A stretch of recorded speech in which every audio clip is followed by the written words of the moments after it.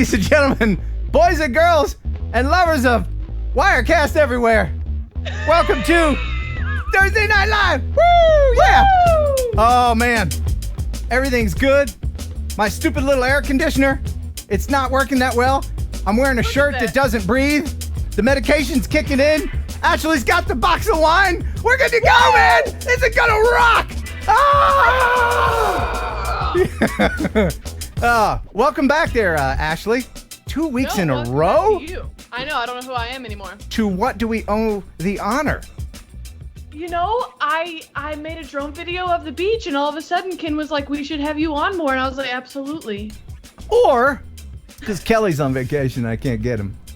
So I had to dig, go to the bottom of the barrel and scoop it up. Way down there. Like, what's this red-headed thing? Slimy piece of dump. Yeah. Anyway, hey everybody, welcome. It's gonna be a weird show. It's gonna be a fun show, and it's gonna be 9 hours long. And I don't care who complains. Watch what you want. This show is an entertainment buffet. I imagine most of the people, and I can see they do in the analytics, most people aren't here watching it live, and I thank those of you who are, especially if you're in a country right now where it's 2 a.m. or something crazy. Thank you for staying up live and being in the chat. But most people will go back and just flip it. Yeah, okay, news, I like that. And then, here's Ken doing something. He's singing, and fast forward. So, anyway, today on the show, it's going to be fun. We have a guy named Paul McWilliams. He's a visual effects master. He's done feature films, and he's done a little bit of something on one of my videos. What? Very interesting stuff. Yeah, we'll talk to him. Plus, we're going to talk with James Bubba Benson. And I'm tempted to have the hootenanny music going when I say his name, because, man, if your middle name is Bubba, you're country. And you gotta do it. He's in Louisiana. He's the guy who flew over the property, and they did all kinds of bad things to him. Took away his right to even have a drone. The local cops are losing their ever-loving minds down there, and we have an update from him. We're going to talk to him tonight as well. Plus, I don't know if you noticed, but Mr. Evil Knievel is here in the studio. If you saw the video, I'm guessing most of you have, where I raced my motorcycle against him. Well, the company, California Creations, saw that video, and they reached out to me, and they sent me 3 more of these things to give away on my channel. So I'm going to give this one away tonight. So, Evil, you just hang out over there. We're going to jump Snake River Canyon here in a little bit. Ashley, give me the update. What's new with you? What's new with me? I'm just chilling, watching movies. Beans is Beans still, and know how it is. Don't bury the lead. You told me that you're almost at 5,000 subscribers. I am. That's amazing. It happened out of nowhere. I don't know what happened. Listen, my Princess Bride video has surpassed my Star Wars video. I did not think that was possible. Wow. I know. That's really cool. I mean, it doesn't hurt that you're a, good-looking gal. And some of the meanies on YouTube are like, that nose ring isn't doing anything for you. I'm like, well, the chatters on TNL already said that. Did you wear the nose ring in the video? Yeah, but that was before. You're not gonna. Are you wearing it anymore at all ever? No, I mean I have the little baby one in. Do you? Oh, see, now that's tasteful, even though it looks like maybe you were dancing down at the pole and didn't get all the glitter off.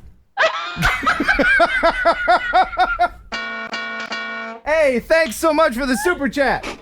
SFP556 with a $20 starting us off tonight. Jumping right in and saying thank you for all of your hard work and doing this show week in and week out. It is a little bit of work, but once it gets going, it's so much fun. And I thank you guys for hanging out each and every week. L. Smeghead with a 5-pounder. He says, let's get Ashley up to 5,000 subs tonight. She's almost there. Oh, man, I would poop my pants. Somebody in the chat, let me know where she is, and then let's try to do that for her. Because I don't pay her. No, I do. I give you some super chats sometimes. No, yeah, sometimes, yeah. Yeah, like. And so then I'm like, Beans, I can give you treats now. Oh, it's more than treat money. The four-eyed canine, thank you. $10 super chat. Happy TNL, everyone. And Rob Muller with a €2 Thank you, man. 3 years, TNL. Congrats all. Yeah, every week for 3 years, this thing. That's so crazy. Corn. Oh, wait, hold on. Got to get the sound effect. I don't know how I remember all the sound effect. Cornish bees and drones with a $10 super chat. Hey, Ken, would you like some raw, unfiltered honey? Yes. Oh, you mean you're actually going to send it to me and expect me to... He's not going... Don't do it. I usually get my honey out of the bear-shaped bottle. Or in the McDonald's dish for the dippers. But yes. That's some good honey. Yeah, if you want to send me something, unfiltered honey, bricks of gold, anything. Ken Heron, P.O. Box 1281, Huntington, Tennessee, 38344. And chocolate eggs? Did what? Chocolate eggs. You got a chocolate egg Oh, last time. yeah, and this was in it. It's a minion. You're going to get this. This is yours, Ashley. Go ahead. Here, go ahead and take it. Go ahead. Just take it. I don't know what. Okay. Yeah, there you go. What are you doing? No, just take it. Just give it to me. Just let it go. Oh, you dropped it. Jay Bird Drone with a $2 super chat. Hello, Ken and Ash and Kaylee. Hello, Kaylee, wherever you are, Kaylee. Hey, Kaylee. And Jacob. Oh, it hurt. I think that's the first time I've ever seen an L next to an H. How do you make that sound with your mouth? It's old Jacob O with a $20 super chat. I can't say live, but as always, I'll watch tomorrow. Thanks for being awesome. No, thank you. Now, gonna get to the news here, and there's a lot of it. But first, ladies and gentlemen, specially made for Ashley. This is what? Me? The Ashley edition of Pigeon Jerky. Enjoy! You'll enjoy pigeon jerky, the Cadillac of processed meats. You'll enjoy pigeon jerky, and you'll give your family a treat. Yeah. It's balanced nutrition to help them grow, and it's full of fiber to make them go. Here we go. You'll enjoy pigeon jerky, the Cadillac of processed meats. Yeah. Did you see? Yeah. You had a little bit of wine there at the end. Thank you, Ken from Upper Deck Media. That was fantastic. He sent me that in the email. Like, what did he do now? And I watched it. I laughed until I bawled. Oh man, that's so funny. You like that? Oh my god, I love that. Excellent. That's so funny. Let me get through a few more super chats. Thanks, guys. It's Geeks Vana, Sean with a 5, a pounder. Pound it. Ash, Monty Python review is pure YouTube gold. 100K by fall. Yeah, I think Ashley will surpass my sub count. Me? Yeah. What? Yeah. My channel is very specialized to drones and technology and wackiness. But yours, everybody loves millennials. Genesee, $20 super chat. Hey, Ken and Ash. And Mark Bartlett with a 5. That's a pounder. A pounder! Thank you. Oh, it's a super sticker. How's it going? Thank you for that. Stickers. I like stickers. All right. Let's go ahead and get right into it. The news. Stop the music. It's time for news. Let's make our way over to the drone newsroom and see what's happening in the world of drones with Jeff Sills. What's going on, buddy? There's like too much news. All right, news canceled. Thanks for being on. All right, see you later. Bye, Jeff. All right, bye, Jeff. Later. All right. Yeah, get out. Yeah, no, I'll just go. I mean, that's fine. I didn't need to do this anyway. So tonight's drone news is brought to you by GPC Custom Drone Cases, providing you with the highest quality professional cases so your investment is always protected when it's not in the air. Custom cases are also available by request. GPC, designed for life. Be original, be blue. Use discount code TNL10 for a 10% discount on all purchases at GoProfessionalCases.com. Link in the description. GPC, love you, mean it. All right. All right. So to start this off, today, Droner, one of our favorite individuals, has B. released information about a DJI leak. Uh-huh.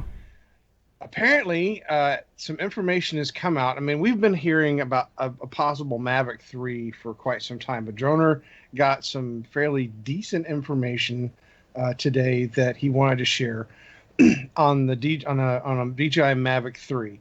And the two things to take away from this is that this thing sounds like it's going to be a combination of the Phantom, the Mavics, and the Inspire series. It's still going to be a foldable drone, but it's going to have a lot of the qualities that each one of the drones have. Like an H frame from the Inspire and a interchangeable gimbal on a smaller form. That would be fantastic.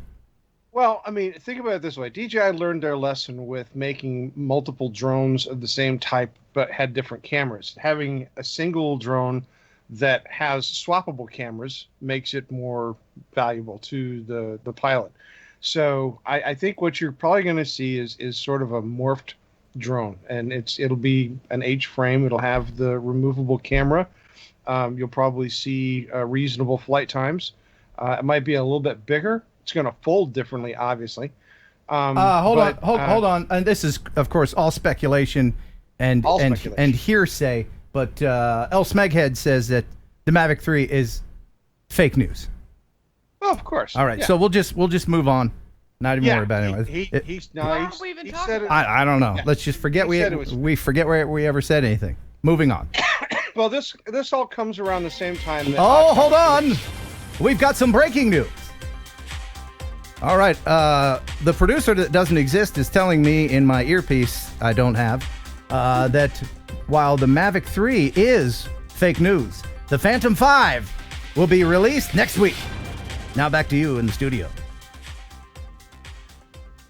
You have to stop doing that. Okay. Anyway, so all of this comes around the same time that Autel had released their new drone. All right, so they've released their I guess enterprise or commercial level drone, and this drone is something that is being sold not only to fire departments, police departments, etc., all the different groups. It's also being part of the Army contract that they signed. And at the time that they did this big release, their cybersecurity specialist, Henri Sidou, decided to take a jab at DJI and pointed out that their software is all open, that they make it very clear where their data is stored, how they collect their data, what data is used, and they have it all spelled out in their software and their documentation, whereas DJI doesn't. Yeah, DJI isn't as swipe. They're not as transparent as they should be. Certainly. Right. So this is, again, them really trying to push the idea that they want to keep these contracts and get a lot of this business that DJI had in the United States. So I figured that they're going to be poking each other's noses here for a while. So that's good, though. It only goes to show. Yeah. It only goes to show why somebody would leak the Mavic 3 information right at the same time that Autel was releasing their new drone. It's all trying to take the shine off of each other. Well, I mean, that's good because competition makes everybody do better things. But didn't they just drop the Mavic Air too? Like recently. And Jeff's gone. Yeah. Jeff, you there, bud? So they had the they Mavic did. Yes, 2. Ashley. Yes, yes. They had the Mavic Air 2. The answer is yes. Which was a recent release. And you also had the Mavic Mini, which was also their other unique drone. And there are niches in the drone world that DJI pretty much owns. They own those particular roles. Autel is not competing with them in those areas. So, but obviously, if Autel keeps going at this, I'm sure that we'll see more leaks, more information about it if a Mavic 3 actually exists, because DJI will use that as their kicking stick. So, especially if it does. Oh man! Oh yeah! Sorry, Jeff, I was getting a little bored there. You're making me sleepy. Let's wake up. And check out Johnny F, baby! Yeah, man! Woo! Smoke him if you got it, baby! Johnny F, freaking V, mama! Yeah!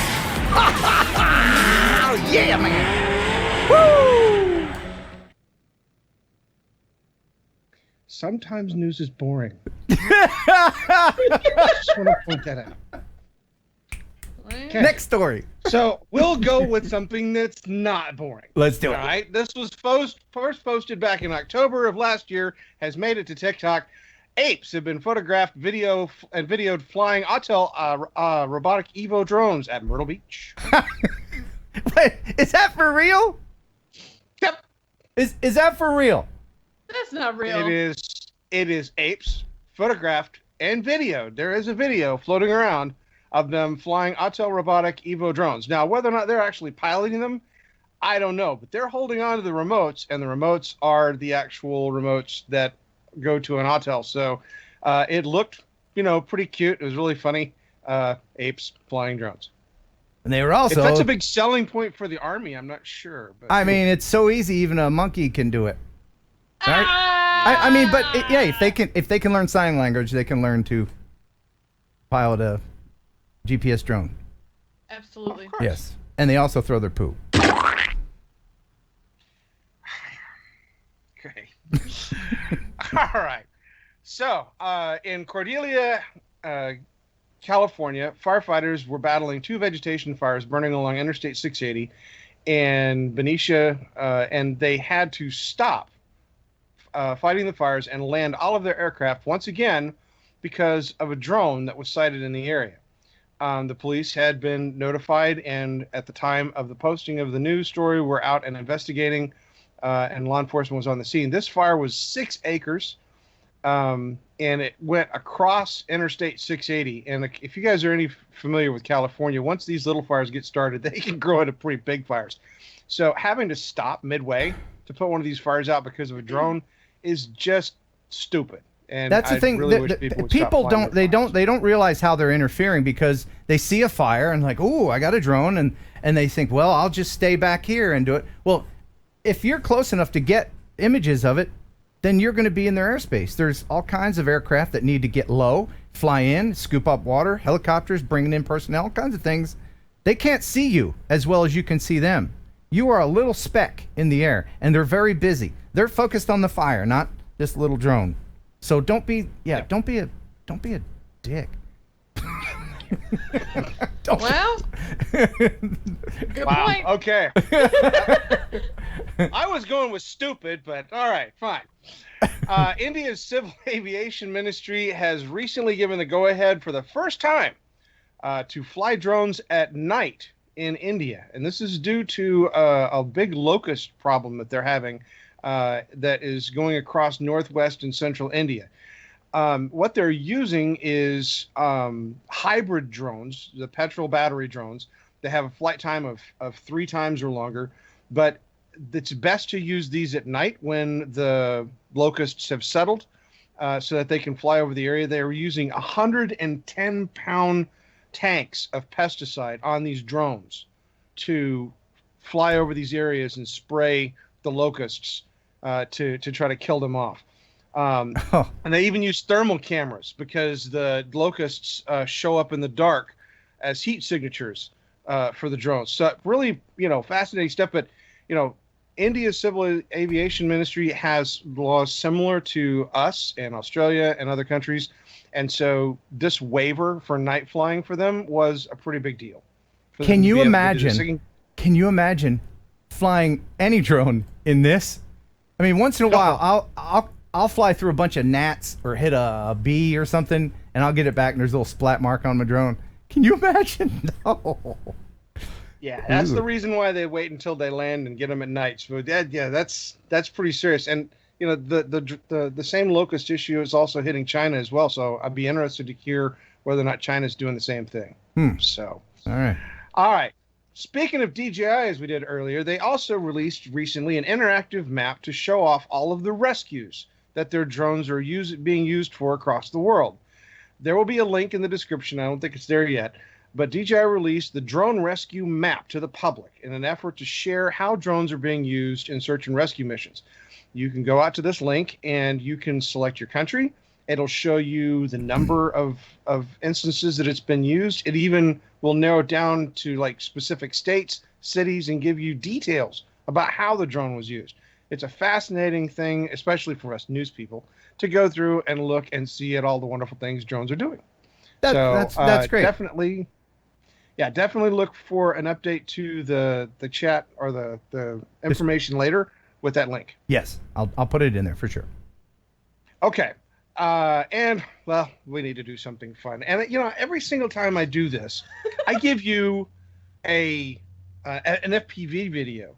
Yeah. Right? Yeah. Well, doing fantastic things. But this time, I figured I would just let you guys know this is a DJI Mavic Air 2 chasing a kite surfer. Oh, cool. Yep. So this is a kite surf wissant, I think is what it's called. Nicholas Gambler decided this weekend to go out and work with his kite and kite surf, and he put up his Mavic Air 2 and had it follow him around as he got this amazing footage of him kite surfing. So it's on. Nobody's flying it. He put it on auto or something to track him. The shots that are are aerial shots that are taken up in the air. Oh, okay. Are set with the follow me. Doesn't that look fun? I mean, I would rip my spine right out of my torso, but it does look fun. Wow. Yeah. That's neat. Those guys have so some cool. Yeah. neat stuff.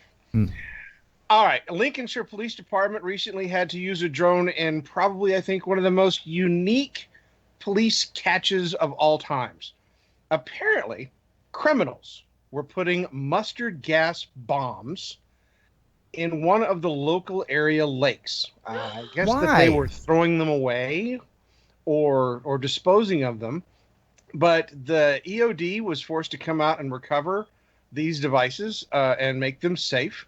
The drone footage obviously was part of the evidence that was being used to gather against these things. They did this for 6 days of monitoring this lake and finally caught these guys. And the jail term, I would assume, for this is probably going to be pretty extreme. Oh, yeah. But yeah, that's mustard gas. That's stuff. First of all, what kind of knucklehead has mustard gas and then says, I'll just ruin the environment? What is it normally used for? I don't know exactly what mustard gas is. Mustard gas is a chemical weapon. Okay, it was most commonly used during World War I, and it was used in trench warfare. They would fire these shells with mustard gas in them, and the mustard gas would sit low to the ground. And if you inhale it, it just eats you inside. It's insidious. It's horrible. It's terrible. Horrible weapon. Which is why it was outlawed. Oh my God! Okay. Yeah, it's terrible. We humans do terrible things to each other. Yeah, we're the worst. We're pretty bad. Yeah. I'm real disappointed in me. As you should be. I am. I feel fine about myself, Okay. honestly, but that's okay. The Army has recently selected a fantastic new way of killing drones.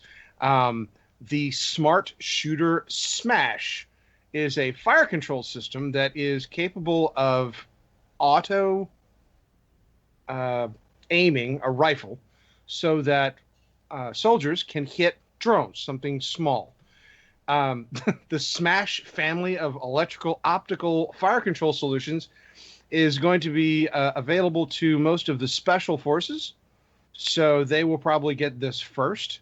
And of course, obviously, it can be used against things that aren't necessarily drones, such as like other people. So anyway, but this smart shooter system essentially makes it far easier and more accurate for rifles to hit targets at distances.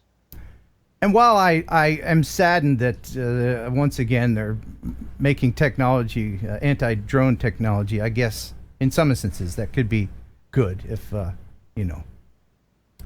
drones aren't bad. Yeah. Bad people with drones are bad.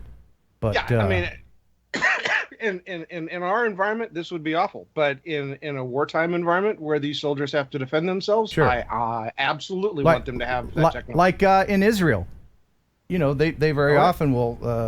Both sides are attacked by drones. Mostly Israel's attacked by homemade drones with bombs and everything strapped on. They have all kinds of defensive things over there. It's quite fascinating. Yeah, they're getting quite good at it. So, all right. So the next one that I have for you guys is a company called Skygauge. They have recently created a drone that does visual inspections, but what's unique about this is that this one inspects the thickness of walls. And wall thickness inspection. Using the Skygauge, workers stay on the ground while the drone performs inspections in hazardous locations. Oh, wow. Stability is fundamental for collecting thickness data because the inspection requires precise contact with the surface in predetermined locations. The Skygauge is uniquely suited for this by reinventing how drones fly. It features a stable frame by tilting the rotors to control the aircraft. Flying near structures creates strong air turbulence. That is so cool. So instantaneously correct for turbulence. So the drone itself is a gimbal. To maintain precise That's wacky crazy. I love it. If a single data point is not enough, the Skygauge is able this thing to is perform a ultra continuous stable. linear scan. The Skygauge How much? I want one. can hover at any I want one. height with the tilting rotor design. I just want to put a piece of sidewalk chalk in there and write my name on something. That's what I want to do. Oh, that'd be Discover fun. what the Yeah. Skygauge can do for you and your inspection teams. Oh, I would totally inspect the side of trains, put my name on there. Okay. You know, some taggers are going to get a hold of that. Oh yeah. Well, know. if you're interested, go out to the Skygauge drone website, and you can find out more information about how to use one of those drones for Yeah. various purposes. See if it'll hold a can of spray paint. Fantastic. And then you can go up on the water tower. Hold on. I really should have this on a hotkey. Then you can take that and go draw up on the water tower. Jim Bob loves Emmylou. Oh, Emmylou, you make my heart go pitter patter. I tell you what. Woo! Ding ding. All right. Southern stuff, man. I'm telling you. I can do it because All right. I live in the South. I'm allowed. It's true. Okay. Yeah. All right. So this next one we have a video for, but unfortunately, obviously, it's one of those ones that we can only show like a little bit. But I will tell you that the National Geographic team recently did a survey of Everest with a drone at 28,300 feet. Yes. Check Now, I'm not this. Check sure this if out. this is. I'd be shaking too. Look at that dude's thumb. Or he's cold. 28,300 feet on Mount Everest. No one's ever done that before. You're in uncharted Wow. territory. Isn't that fantastic? That's crazy. That is awesome. And that was a DJI drone too. That's pretty impressive. Yeah, just right off the shelf. Bring it up to Everest. Yeah. Just take it up 28,000, 29,000 feet and fly it. No problem. Sure. Would this one go up there? What is this there, Jeff? What's that one? That is the Autel Evo. That's the commercial drone that we discussed earlier. This is their new drone that is essentially in competition with DJI. What's unique about this particular drone is that it has let me find the specs real quick, a 32-time optical zoom. Oh my gosh. And a FLIR camera built inside of it. And it looks like it has a shaver. Like you just get your face up there and you start. Doesn't look like a foil shaver on the end of there? It does. You could do your legs, Ashley. Yeah, I need it. Do you use? Oh, I don't want to get too personal. I was about to no, ask a what? question What? that I may not want to know the answer to. No, ask it. I want to know. Do you use a foil shaver on your legs, or do you use like a lady bic or whatever? I actually use a man's face razor because they get closer than a woman's little foo-foo razor. You're right. Do women's razors have like 4 and 5 blades? Because for men, it's like, one blade isn't enough. The double blade isn't enough. We've got 11 freaking blades. See, Not only do that's we the get thing. do they not? No, they have like 3, and then they have this little cushy, for sensitive skin, like Right. around it, like, You don't have to use shaving cream anymore. But I need all 6 blades. Yeah. And I need them to be sharp enough Right. to slit a person's throat. Right. Like, you want to get down past the root of your hair and then get down past at least the first 3 levels of the dermis. right. I don't even want skin on my legs, Yep. actually. Down to the bone. And aren't they always pink? Yeah, I have a pink one, yeah. Okay. A little girl razor. Yeah, Oh, yeah, Jeff's- yeah. Now, do you use a foil one on the pits? You go with the pits? With the You know, I only use a foil one to get Blake's back of his neck in between haircuts. Okay. Now back to you in the newsroom. Oh, yeah. Sorry. Hey, Jeff. And you guys thought I was boring. Okay, great. Thank God. Oh, hey, Metro Drones. Hold on, Metro Drones with a $20 super chat. Happy TNL, Droner. Did I miss any more? Did I miss? Yes, you did, actually. And I told them I would bring it up. Oh, Anubis Arts. Yes. Go ahead, Ashley.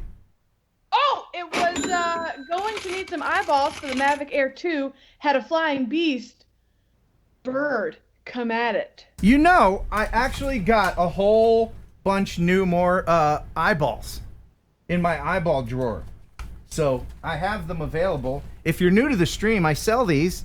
It's just a $10 super chat, or better yet, PayPal me here. Ken Heron Upload at gmail.com, and I will send them to you. Toot sweet! That means right away, I think.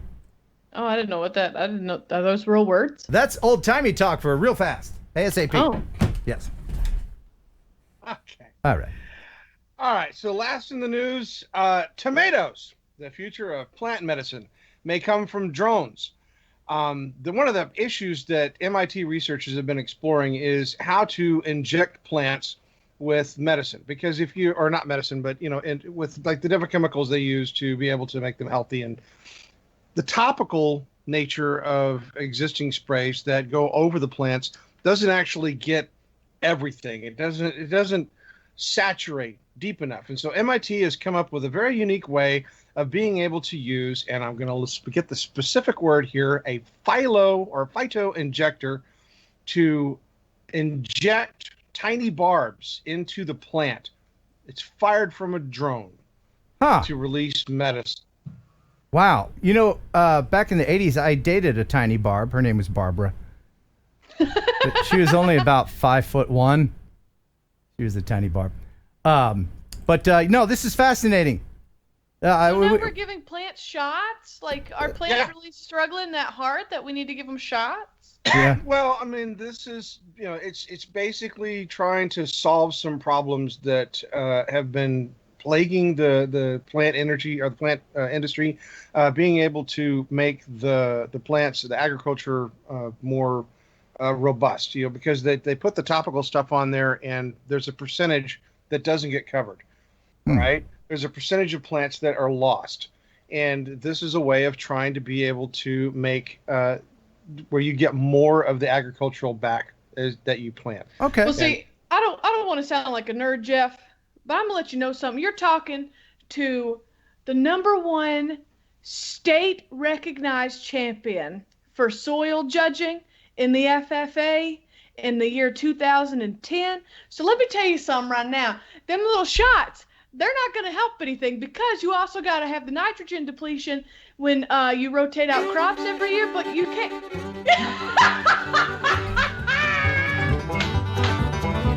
But you also can't be spraying them too much, because it'll burn the plants up and they'll die. That's why a lot of them die, because they've just been burning them too much, because them buggers don't know how to leave them alone. Look, he gets me whenever I start jabbering away. You're going to get the same thing. I'm just. That's fine. No, that's very interesting. I'm sure we have some FFA fans there. We have some people that mistake the FFA for the FAA. All kinds of people, but it's not me. The miters are important. We got to take care of our miters, and that brings me to a joke. Would you like to hear a joke? This is I would like to hear a for joke. all ages, and kids especially will like this one. Suck it to me. Well, one day there was a mama tomato, a papa tomato, and a baby tomato, and they were all walking down the railroad tracks, just having a grand old time being tomatoes. And suddenly, Mama Tomato and Papa Tomato heard something. They turned around. Uh-oh, there's a train coming. So they turned around to the little baby and said, "Baby tomato, ketchup. Ketchup." I got emotionally attached to a baby tomato. All right, let's see. It's only fair. Alexa, tell me a joke. How do you talk to an amoeba? How? With a microbe phone. I think Alexa might have beaten me. Let me know in the TNL chat. News has been sponsored by Go Professional Cases, GPC. Designed for life, be original, be blue. And don't forget discount code TNL10 for a 10% discount on all online purchases at GoProfessionalCases.com. I like the way you freeze, Jeff. Thank you very much for the news. We love you. We You are mean it. most welcome. Okay, bye-bye. Thanks for stopping by. Now get out. Oh, that Jeff. He puts love up with a Jeff. lot, doesn't he? He's a good guy. He is a good guy. So I like that guy. now, tonight we are going to play a fun game called Ashley's Nature Clip. I'm so nervous. The person that sent in the clip for tonight not only sent a very disturbing nature clip for you to watch, but they also sent in a little palate cleanser, cute one afterwards. So Okay. within seconds you will be horrified, and then you'll love it. Okay, You'll- I'm excited then. You'll hate it, and then you'll love it. Yeah. A roller coaster of emotions. That's how I like to live That's my right. life. Yeah. The Mo JEC with a 5-pounder. Let's pound it. Thanks, Jeff, That's it. for the news. Going to sleep after we'll watch the rest of the show later. It's nearly 2 a.m. here. Please let me know where you're watching from, what country, and if you've never said anything in the chat before, just say, hey. Just Hey, say, hey. hey. Hey, long-time viewer, first-time chatter. I leave that on so many videos. Also, I think we missed a super chat from Quentin Thompson. Quentin, A $5 super chat. thank you. Will we be blessed with some sweet Ken Heron video of cool fireworks? You know what's crazy is I posted a fireworks video that I did with the Phantom back in 2016, just a month, the 4th of July, before the August, I think it's 26th, 107 rules went into effect. Before Right. they couldn't fly at night and fly near fireworks and do all the fun stuff we used to be able to do. And just 2 days ago, I got a copyright notice for the music I used in that video. Isn't that crazy? It took them 4 years. way. Yeah. So, thanks. does that even YouTube. work? I don't know. Whatever record company says, no, we'll just check now. Brrrp. And then that's it. Oh. But so the answer is no. I'll maybe I'll try to blow my hand off in super fast, super slow motion. I don't know. I have That'd be some. fun. I got some explosives. You know what I usually do here. What do you do? I hope there's no cops in my town watching, but 4th of July, everybody is boom, boom. That's just the neighborhood and the dogs are, Yeah. I'll shoot my gun. But I shoot it into the ground so it's safe. I just walk out my porch and work. All right, this is about the most redneck thing I'm about to do. Boom, and I shoot a hole in my...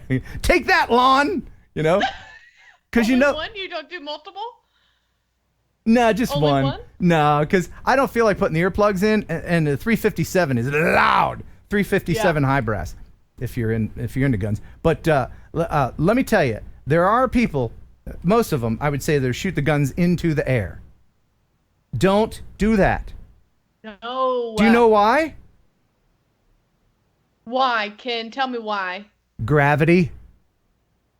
I don't know if you know this.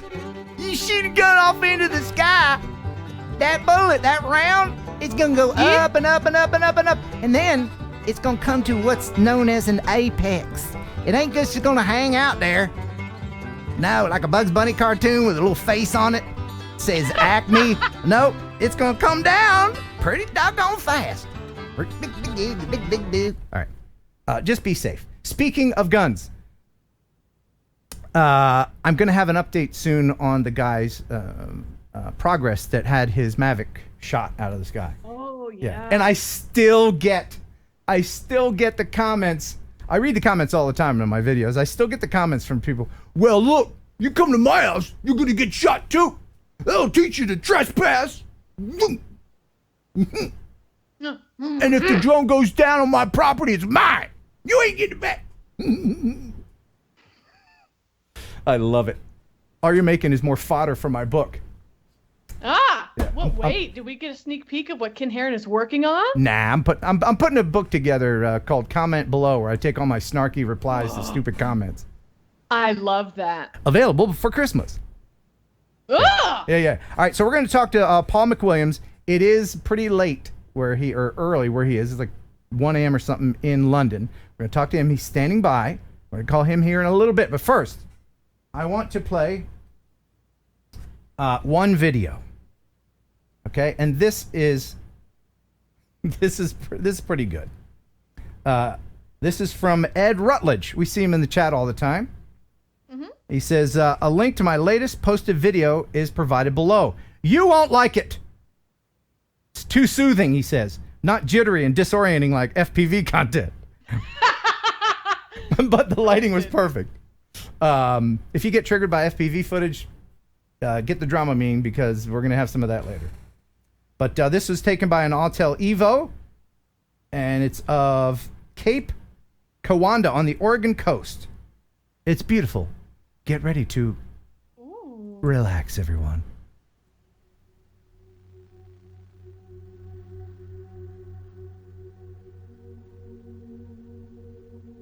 Oh, I already love this. Isn't it lovely? I'm gonna fall asleep.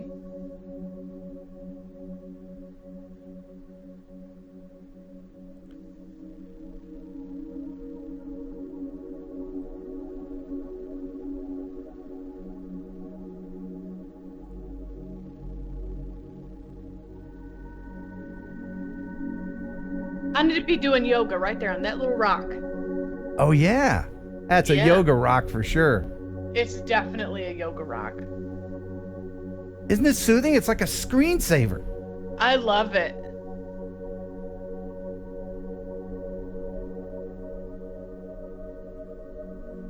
Music provided by Epidemic Sound. Link in the description. Sorry, Ed. So I guess we're going to that hill, right? I hope so. Here we go. Off to the hill.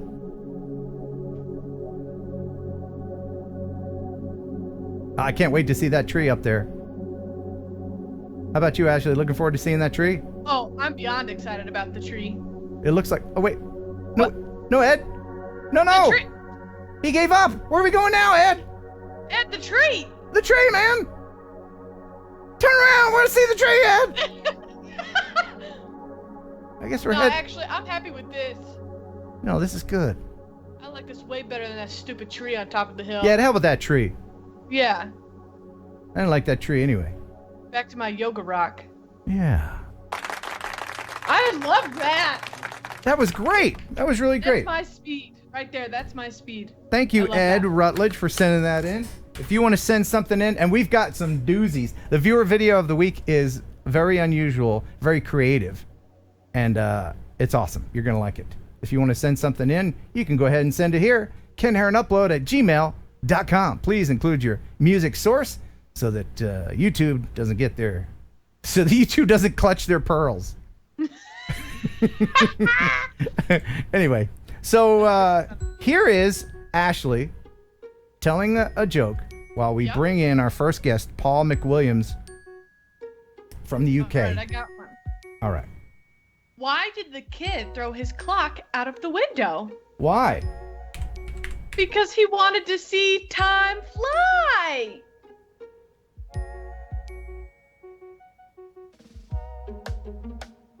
Am I frozen? Yeah. Okay, fine. Yeah. Hit me with another one. Okay, that's not a good one. Quick, before Paul gets here. Okay. Why did the pony get sent to his room? Why? Because he wouldn't stop horsing around. Thank goodness he's here. Hey, Paul. I heard something about horsing around. Yeah. Ashley was telling a joke to pass the time while we got you on the. I was also very interested to hear about, how Ashley shaves herself. Yeah. These are the important issues that we tackle here on TNL. And Paul, I need you to word that differently, Paul. That's what I need you to do. Also, man, I didn't know that he was from the UK. I wasn't ready to have another accent experience tonight. Oh, yeah. If you ever... Are you a single guy, Paul, if you don't mind me asking? Are you a single guy? Yes. Okay. Just me and the plant. All you have to do, man, is just come to the States and you make the lady swoon. You just say, hello, I'm Paul. And they're like, oh! So, that's my impression of someone swooning. I think that might be you, Ken. Yeah, I did swoon a little bit. But anyway, welcome to the show. Tell everybody your title. What do you do for a living?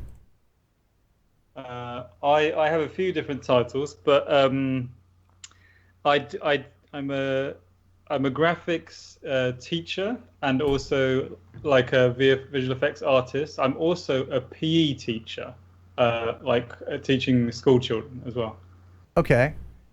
And you have worked on visual effects for feature films, including but not limited to, and this is your IMDb page, Inception, and 10,000 BT. Oh, I didn't know you helped with the Poseidon Adventure. That's cool. You've done a lot of stuff. Yeah. So and the one that most people, I think most people heard of Inception, but most people around the world have heard of Harry Potter. So there's a couple of Harry Potter films. Ah. Yeah. She's swooning. We'll get back to you, Ashley. I need a moment. She needs a moment. I think she just liked the way you said Harry Potter.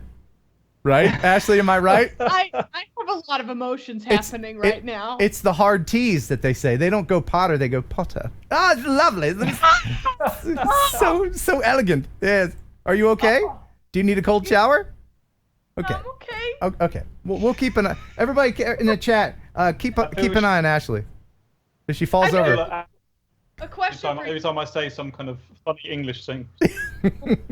I'll just listen very intently. I do have a question for you. So you've worked on, we just talked about some of the movies you've worked on, but you also said you're a teacher? Like, how do you go from, working on Harry Potter and things of that nature to being a PE teacher? Yeah, that is a strange one. Basically, I think there have been times when I worked as a visual effects artist, and I've actually done it recently in the last year. But before that, there was quite a long period of time when I wasn't a visual effects artist. I was basically working as a teacher, and I think it's because I like having human interaction. I really enjoy human interaction, and I've always loved kids as well. But I didn't know that years ago, and actually one of the reasons why I'm kind of making this course, and I think Ken will ask me about it in a little bit. We'll talk about it, but I'm making an online course because I want to establish some income from I want to establish some online income in order for me to follow some charitable sporting interests I have in Asia. But in order to do that, I need kind of income, and the best thing in terms of money that I ever earned was in graphics, because a teacher's salary isn't quite the same.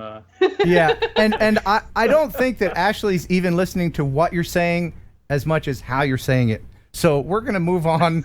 Thank you for a little bit of your resume there. But I think people watching would be a little bit interested in your connection with Hollywood feature films. How did you get into it? How did you get tasked with doing visual effects? As I play your lighting and environment reel here, just some of your movies.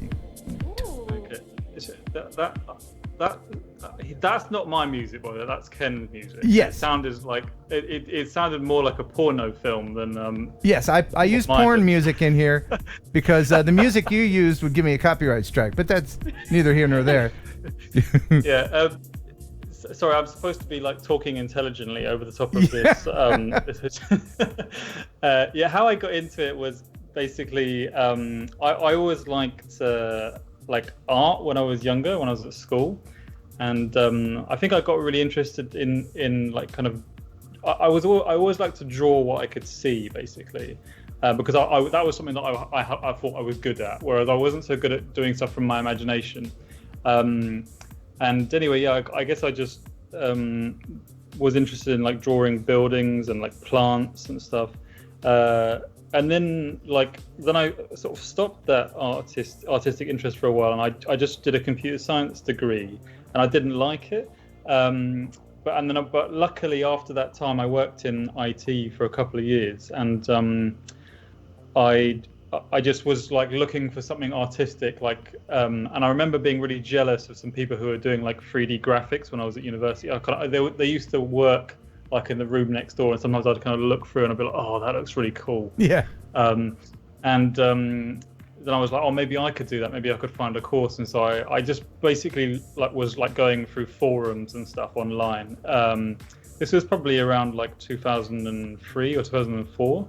I was researching, like trying to find a course or something. And I found a course at a place called Escape Studios, which was doing like it wasn't a degree, it was like a very expensive kind of professional course that you pay for, basically. And so then they trained me with like specific packages. I didn't at that time know that I was going to go into like film. I was just interested in like making stuff in 3D. And then when I got there, I was like, oh, there are people like I could see kind of demo reels similar to the one that you've just seen of mine there. And I was like, oh, that's kind of interesting, like working in films. And I didn't know that I was gonna kind of go into that area actually when I did the course. It just happened at the place that I did training at. They have like a connection. Okay. Well, I think people might be interested in how the whole thing works. Like, so you get, you're in the UK, and I guess a lot of these films are created all over the world. And so did they send you a project? Do you have like meetings with people? Don't give me the hour-long version of it. Just very basically, what's your workflow like? Somebody has a movie. They need you to create some visual effects for it. They call you up and go, hey, do what you want. Here's Harry Potter. All right, like, how does that work? Yeah, I mean, it could be. Yeah, how does that work?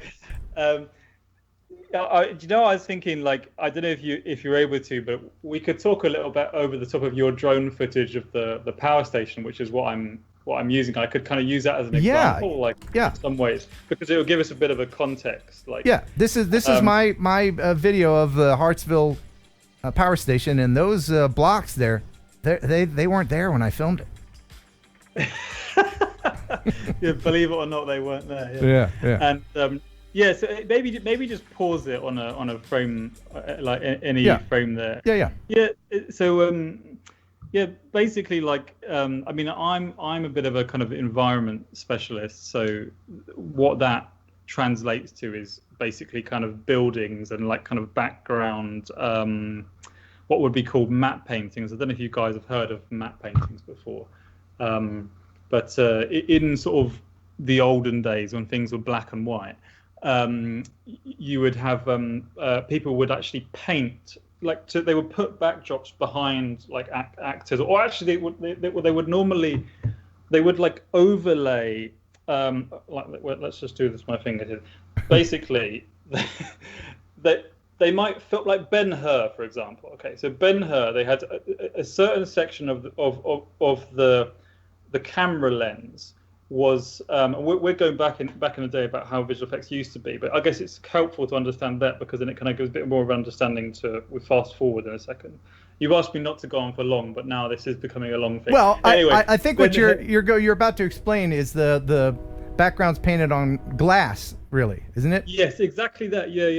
Yeah. So we have, you've got kind of like some actors or whatever, and they're there, and then they basically would then paint. They would film that, and they would basically kind of sellotape black, like a black outline. So they would expose the film to this bit here where the actor is, and then this bit would be black, and then somebody would then meanwhile then months on end like laboriously paint, like do this painting, and then somehow cleverly in the kind of cutting room floor they would be able to sort of line up. I mean, I'm not doing a very good at lining stuff up, but they would line up the painting, and they would then expose the film negative to the matte painting, and that was the kind of origins of visual effects. And right, and it was a lot of work nowadays, to do all that analog stuff.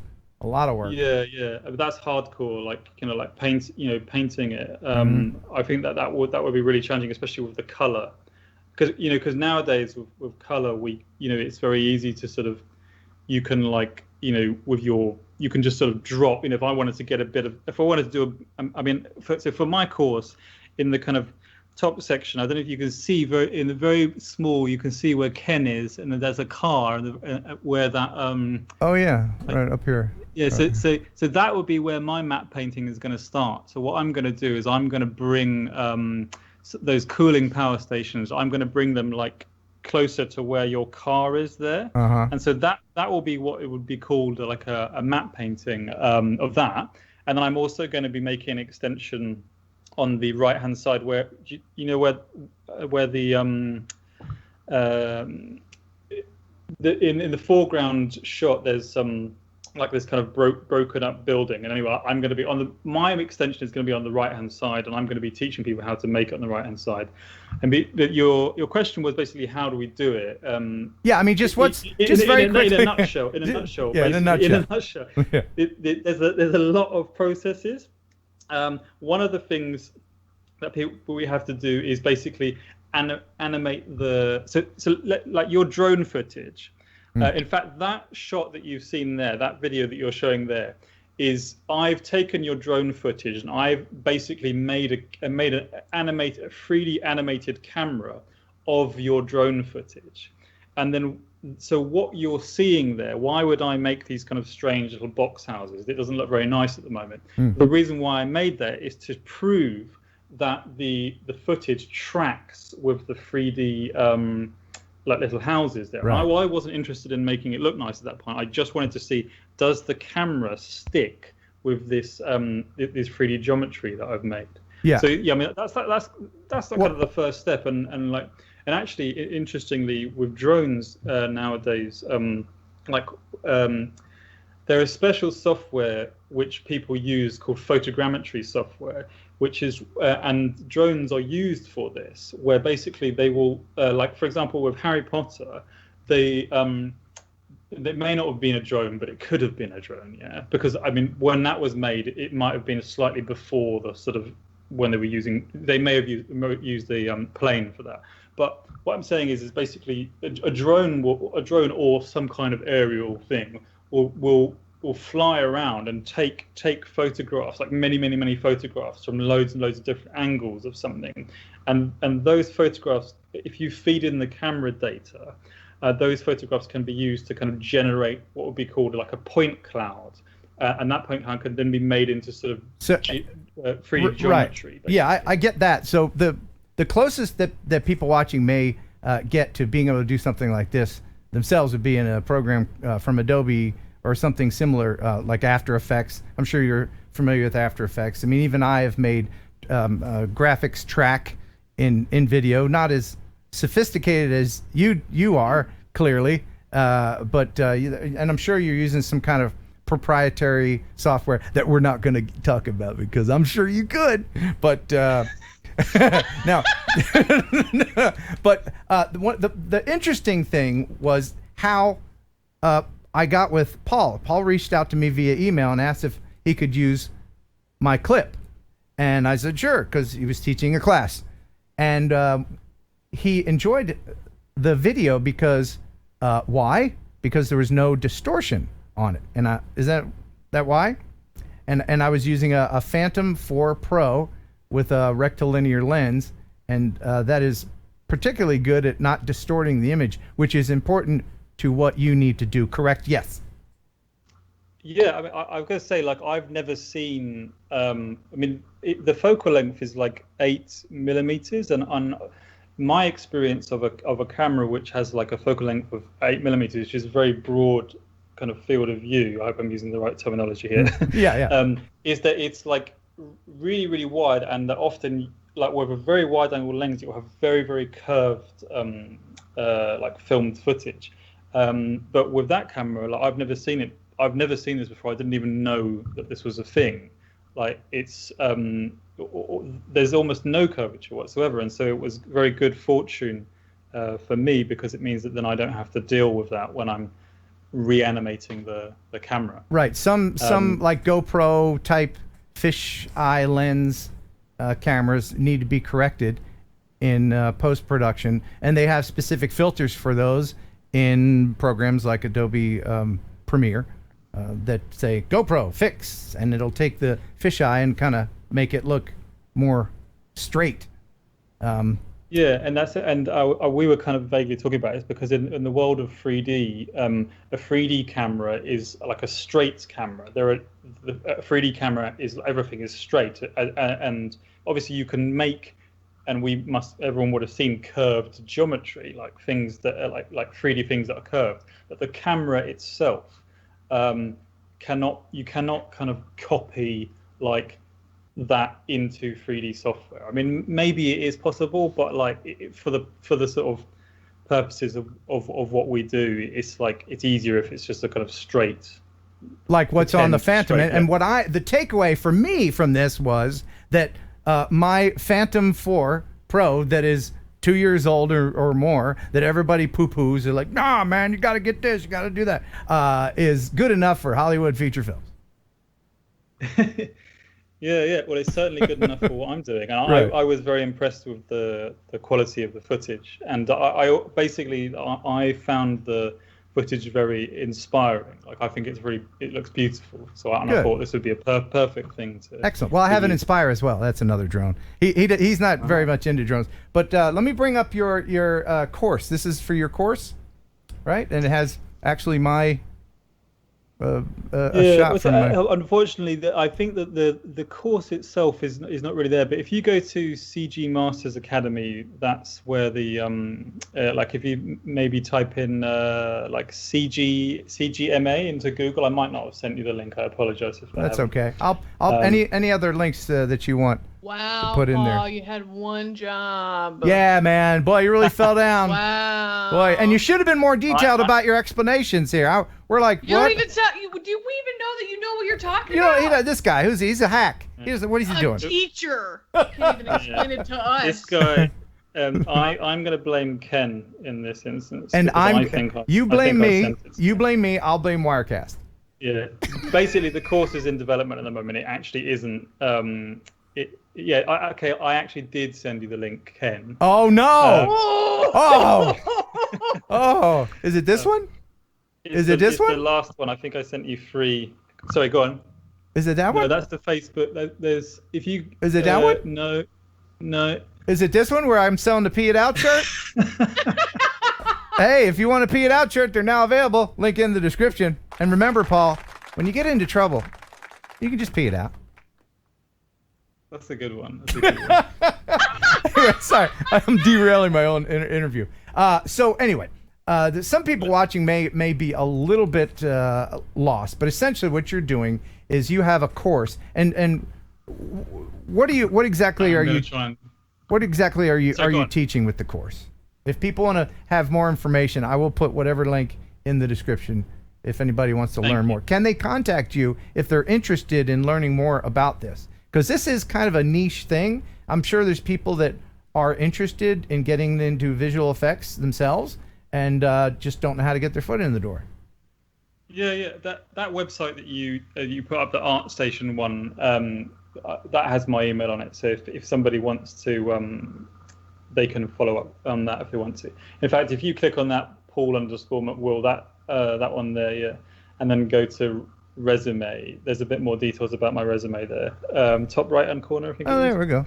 I don't want to publish your phone number or whatever, but there we go. No, that's fine. And anyway, there's my email, so you can contact me there.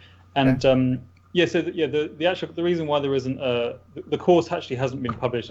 I'm like desperately working hard to try and get it out for Sunday. It's supposed to be the promotional video is supposed to be there on Sunday. Okay. And so that will be appearing on my YouTube channel. All right. Another question I have: Have you met any of these Hollywood stars, or you're just doing all this stuff? You're pals with Leonardo DiCaprio, I'm sure, right? You guys hanging out. Oh, of He's course. like standing over your shoulder, going, "No, make it bluer or whatever," right? Yeah, for No, sure. basically, most visual effects people, they just sit in a room with other visual effects people and they work on the computer, and they never most of them will never even go near a set, believe it or not. It's only like a sort of like on a production, let's say, I don't know, like Inception, for example. Yeah. There would have been about like a maximum of about 5 visual effects people who would have gone on set. And they will do stuff like recording, like the sort of the dimensions of things. They will do use LiDAR scans, so which is similar to the drone thing, where where you're kind of taking these photographs from loads of different angles to generate geometry. A LiDAR scan is like this kind of like some sort of machine when you kind of put it in a room, and it will kind of give you kind of millimeter. Yeah, like a Matterport. Accuracy. Like a Matterport. Yeah. For real, it's a real okay. estate thing where they put it in a room and it scans the room. Real estate people know that. But hey, do you ever do anything fun like just put a mole on an actor's face for fun and go, "That's my mole, check it out, I did that," like nothing like that. I would do that. I would do crazy things. I do know somebody who I think had to spend a lot of time working on painting a penis. What? Was it a really long time? I was wondering how long it was going to take to put one of your puns. Yeah, it's TNL After Dark. But but anyway, all of your information is in the description. I hope we covered everything that you wanted to talk about. I thank you very much. But the one thing that I think I didn't do very well was actually explain. Initially, you were asking me how do we do visual effects, and I think the answer is that it's very complicated. But I'm going to have one more stab at it. I know you'll want it. One more stab at it. But basically, like if you have like a character, so let's say like Harry Potter, like Dobby in Harry Potter, it's this kind of like, I think he's the guy with the ears and stuff. Yeah. So basically, somebody will make a model like using a 3D program of him, and then that model then gets passed on to another person who then like kind of uses photographs and kind of paints onto Dobby's head. And they make kind of different different versions of these photographs are then generated to then, for example, show, okay, which bit of Dobby's face is going to be like reflective, and maybe on like the tip of his nose or something, it's going to be more reflective there than it is on his cheek, and those kind of things. And people kind of develop the sort of material of his head, and then somebody puts like a skeleton inside Dobby in order for someone to then start kind of animating, like a puppet with different exactly. points. And then the story of what I'm talking about just goes on and on and on, because there's so many different jobs in visual effects, like you wouldn't believe, especially in the bigger companies. So I worked with Double Negative and MPC, and those companies have like so many people working. It's crazy. And it's not like you build it. It's like one person will do the lighting, another person will do textures, right? I mean, and then down the line, exactly and then you send it to a rendering farm, and it sounds like a very, for someone like me with ADHD, it'd be too much. It'd be too much. It'd be tedious. But you seem like a very detail-oriented guy, which makes you a great teacher. And the people who are learning from you will appreciate that very much. And I appreciate you being up. What time is it now where you are? It's almost 2:15 now. Oh my goodness. Oh my God. All right. Go to bed. So you're just going to stay up, and you're just going to stay up because you're a young guy. You're just going to go out running, enjoy the day. You're not going to sleep. You're going to stay up. Or you're going to go right to bed. Clubbing. Oh, yeah, you're going to go rock climbing, all that stuff. Woo! All right, man. Well, hey. I think we're going to have a shower. That's what I'm gonna do. Well, hey, Paul McWilliams, thank you so much for being on with us. We really appreciate what you do. Having me. And I'll never watch any of those movies the same. I'll always be like, I know the dude that did that light thing. That's what I'll be. I'll look for you in the credits, man. All right, man. Nice to speak to you both. Take care. Yeah? Awesome. Thank you. And one more time, just for Bye-bye. Ashley. Just for Ashley, will you say Harry Potter? Harry Potter. Ah! How about that? I like that guy. Yeah, he's a great guy. I mean, I just it doesn't matter what he's saying. I could just hear him say it. Right? Me too. Are you still? Yeah. Yeah. You need to teach your husband how to do an accent of some sort. Yeah. Oh man, Legwork in the chat. He said whispers Potter in Ashley's ear, and I was like, don't tempt me, Legwork. Don't tempt me with a good time. All right. We're going to talk with James Bubba Benson in Louisiana. We're in the same time zone, so it's not too terribly late for him. So he can just hang out for a minute or two while I share some things here.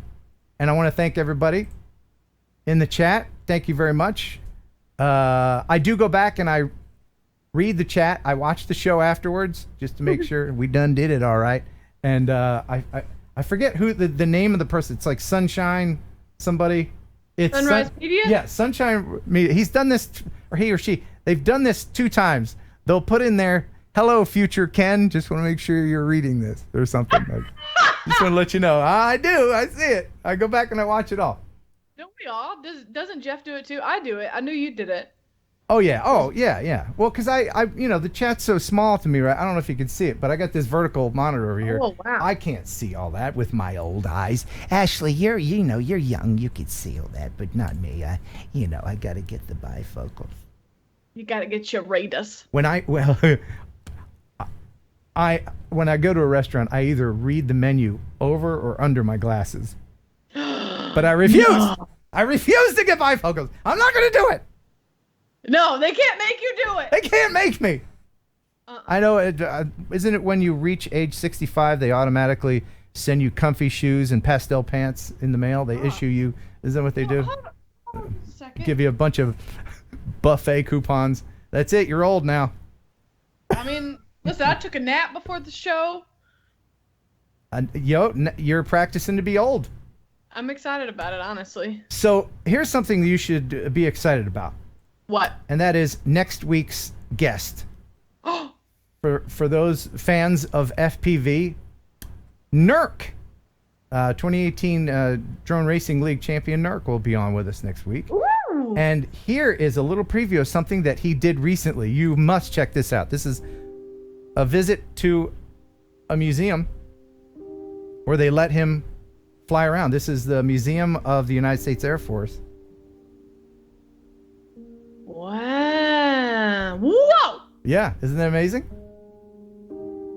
This is just him flying around a museum. Now, I flew around a museum in Birmingham. It wasn't as cool as this, and I used a Phantom inside. That was a bit risky. But I think there's a link in the description if you want to check out his channel. NERC's just awesome. And he is going to be with us at my What the FPV event, August 22nd. Yay! And I have... I'll play just the first few seconds of a video that's going to be posting at 1:15 a.m. tomorrow. Check this out. Oh, this is Minefield in Brownsville, Tennessee. And you're welcome to come to the What the FPV event and fly here. Now, of course, you can't climb up on it like I have. Do you see me yet? There I am. Much too dangerous and nerve-wracking. But August 22nd, come on out. Saturday, August 22nd, and fly through some tiny holes. Oh, goodness. Yeah, so when I climbed up there, every single rung of that ladder, I was thinking, I gotta get the shot. I gotta get the shot. And then I stopped in the middle. No, I wasn't. I'm not scared of heights. I'm scared of my heart exploding. I stopped in the middle, and I had all the FPV stuff hanging off of me, and I was just clinging, looking down, looking. I was like, yeah, I'm 54, all right. I'm like, yeah, I'm 54 for sure. And I'm out of shape. Anyway, August 22nd. Hope you can come out there to Brownsville. And then there's one more thing. Oh, we're going to do the nature clip tonight. Did I mention that? We talked about it earlier, but I forgot it. Yeah. All right, couple of viewer videos, and then we're going to call Bubba. Oh, Bubba. I love me some Bubba. All right, this one is from Mike Kelly. Hey, Ken, it's your old buddy Mike. Here's a video I call Little Grand Canyon. I shot this over the winter here in Arizona, and it gives you a perspective of how big our world really is. Enjoy. I hope you like it. From Mike Kelly. Little Grand Canyon.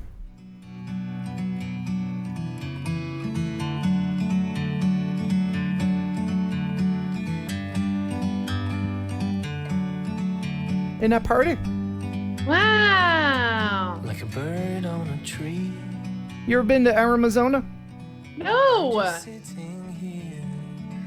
I would love to go. I got time. There's a cactus with your name on it just waiting on you. Oh, heck yeah.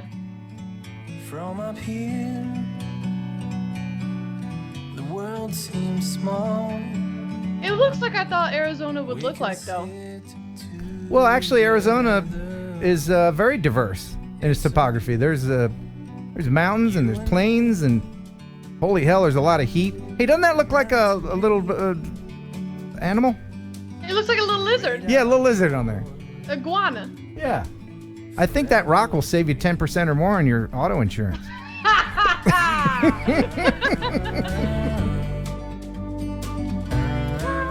look at that. Yeah. There's just so much of the world I haven't seen yet.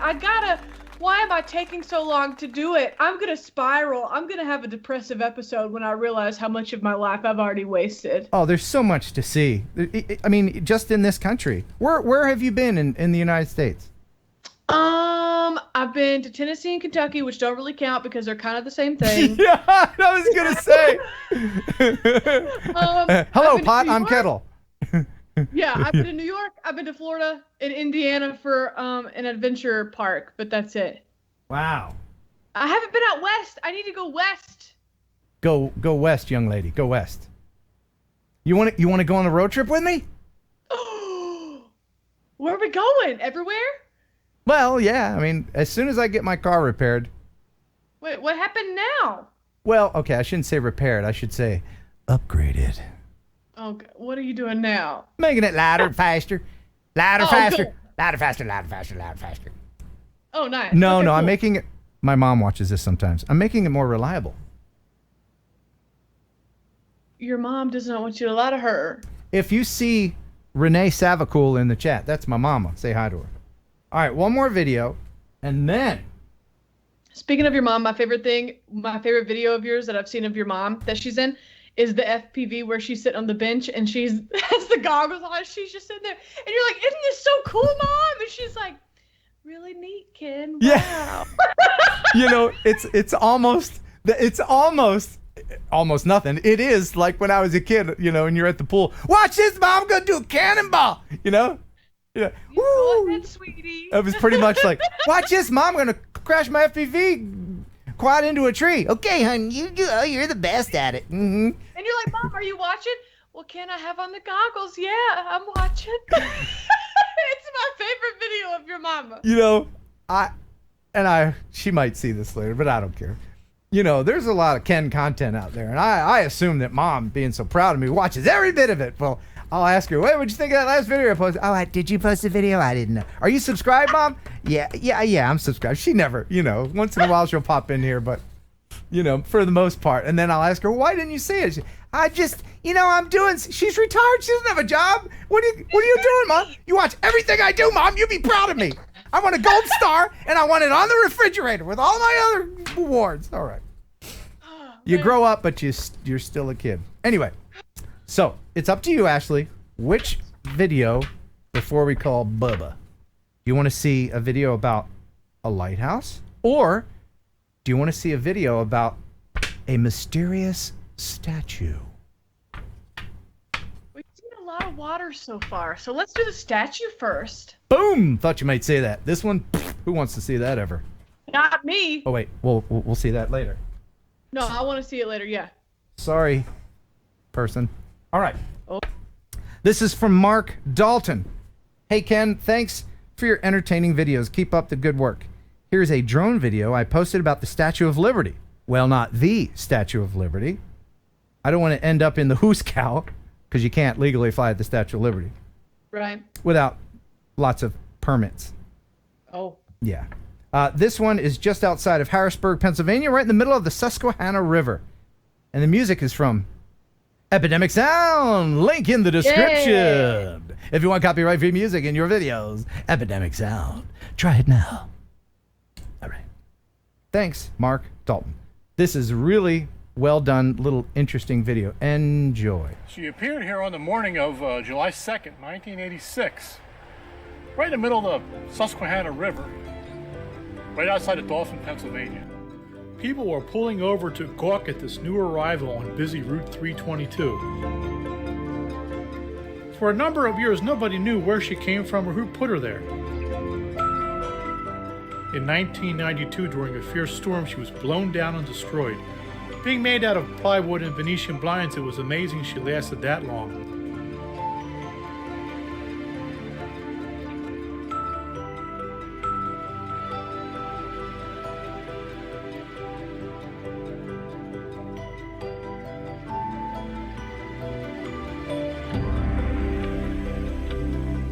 The people of Dauphin County loved their Statue of Liberty, so money was raised to build a new one out of metal, plywood, and fiberglass.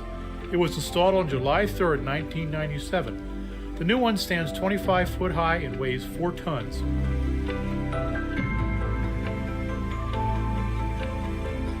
Wow. Isn't that neat? She was painted pink in September of 2019 for National Breast Cancer Awareness Month.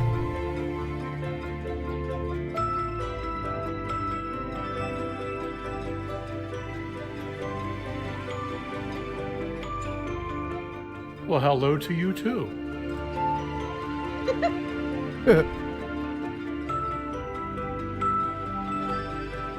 It wasn't until years later in 2011 that local lawyer Gene Stilp confessed to creating Lady Liberty and installing her in the middle of the night on the abandoned bridge piling with the help of family and friends to commemorate the 100th anniversary of the real Statue of Liberty.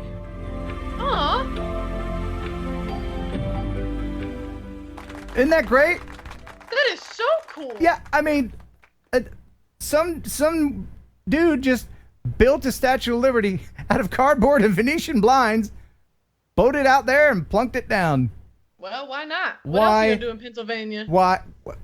Well, I don't know anything about Pennsylvania. Sorry. I grew up there. I grew up there, so there's a lot to do. Are you insulting my home state? No, I think it's a great place. No, I think you are. No, I think you better walk that back. Walk it back. Great. Walk it back. Walk it back. I hear they have great miniature statues of liberties. Thank you, Mark Dalton. All right. Again, the viewer video of the week is fantastic. And we are going to do a Would You Ride It with Bubba. Right after this word from Remote Pilot, 101.com.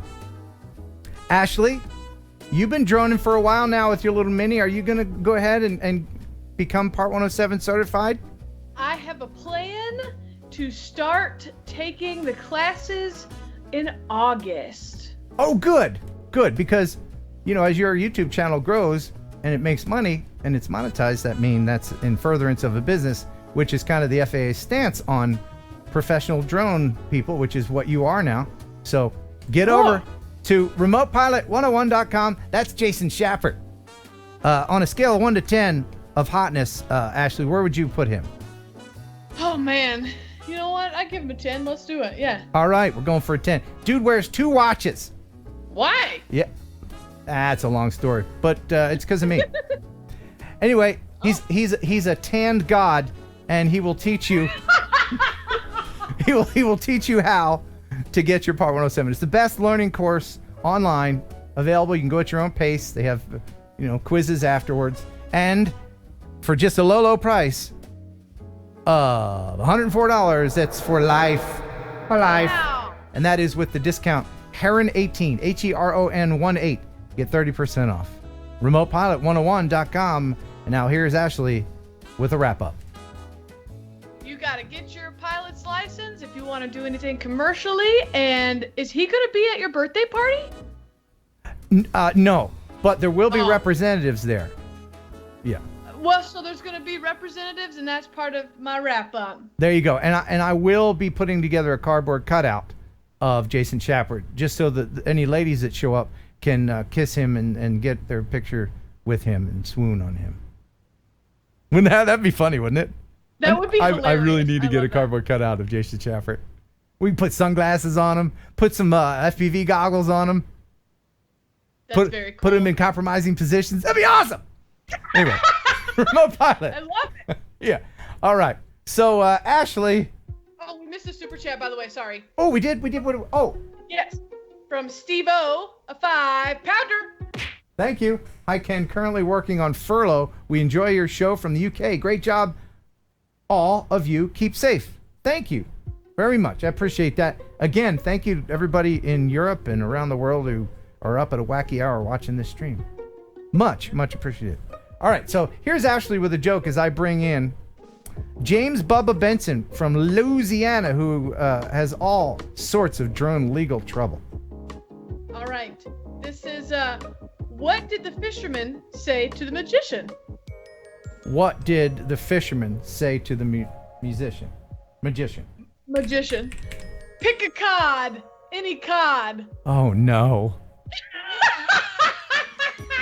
Get a cod like the fish. Oh. Oh, Ashley, that's really terrible. I think that's the worst joke you've ever. It's one of those jokes where it's just so awful that you have to laugh. Okay, knock knock. Who's there? Cargo. Cargo who? Cargo toot toot vroom vroom. Should have stopped at cod. Ladies and gentlemen, I think he's here. James Bubba Benson. We can't see you, but I think we hear you, sir. All right, hold on. Let's try and see if I can make this work. No camera. We have camera. James, come in, James. Try turning the video. Turn the camera off and then back on. There we go. There he is. Hey, there he is. All right. So, James, how are you? I'm really well. I'm going to ask a rhetorical question. How are you? I'm good. Yeah. I'm good. So what's the latest with, for people that don't remember, let's go ahead and give them the quick Reader's Digest. You were actually arrested for flying your drone, trespassing. Is that right? That's correct. And this happened how long ago? 2 years and 3 months. And since then, you've been going through a lot of legal hurdles. And in those 2 years, have you been able to own or use a drone? No, sir. How do they enforce that? How did that come up? All of your stories of y'all flying drones sucks because I can't even look at one without going to jail. I have no idea. The judge that signed the warrant for my arrest said no drones, and then all the way up to the trial, and then after the trial, the judge said no drones. And now, is this written out on a piece of paper? I mean, because what? How can he do? How can he do that? That's insane. That part alone would make me. I would go from being a drone pilot to being a professional postal. That boggles the mind how they can do that. It's another case of local authorities overstepping. Yep. And I can't look at one. I'm looking for alternative,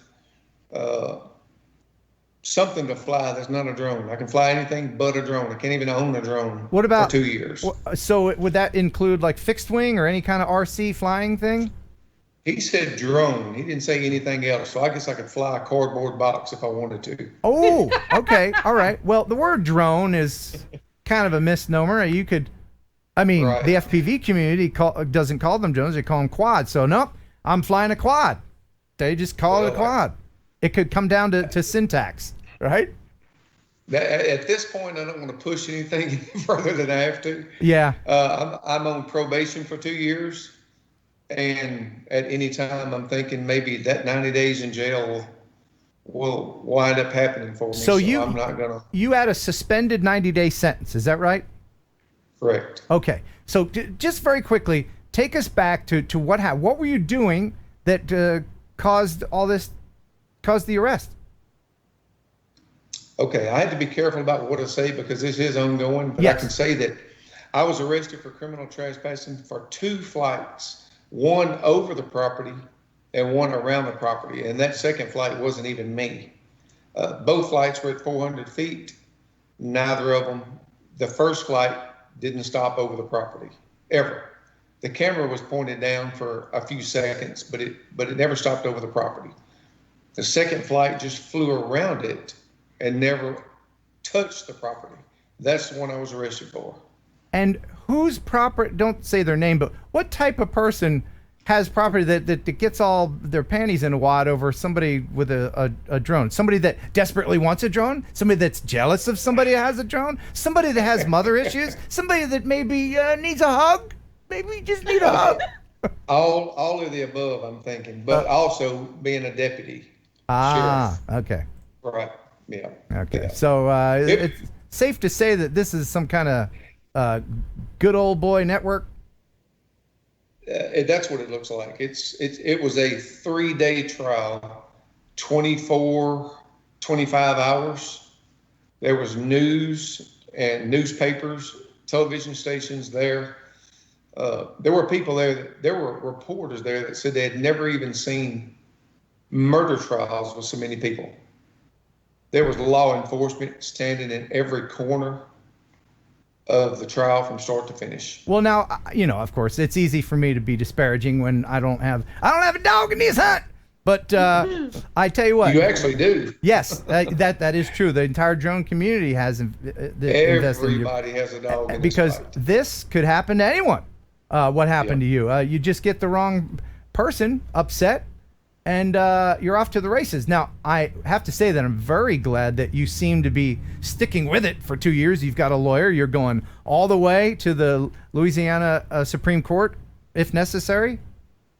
I will go to the U.S. Supreme Court if that's what it takes. Good.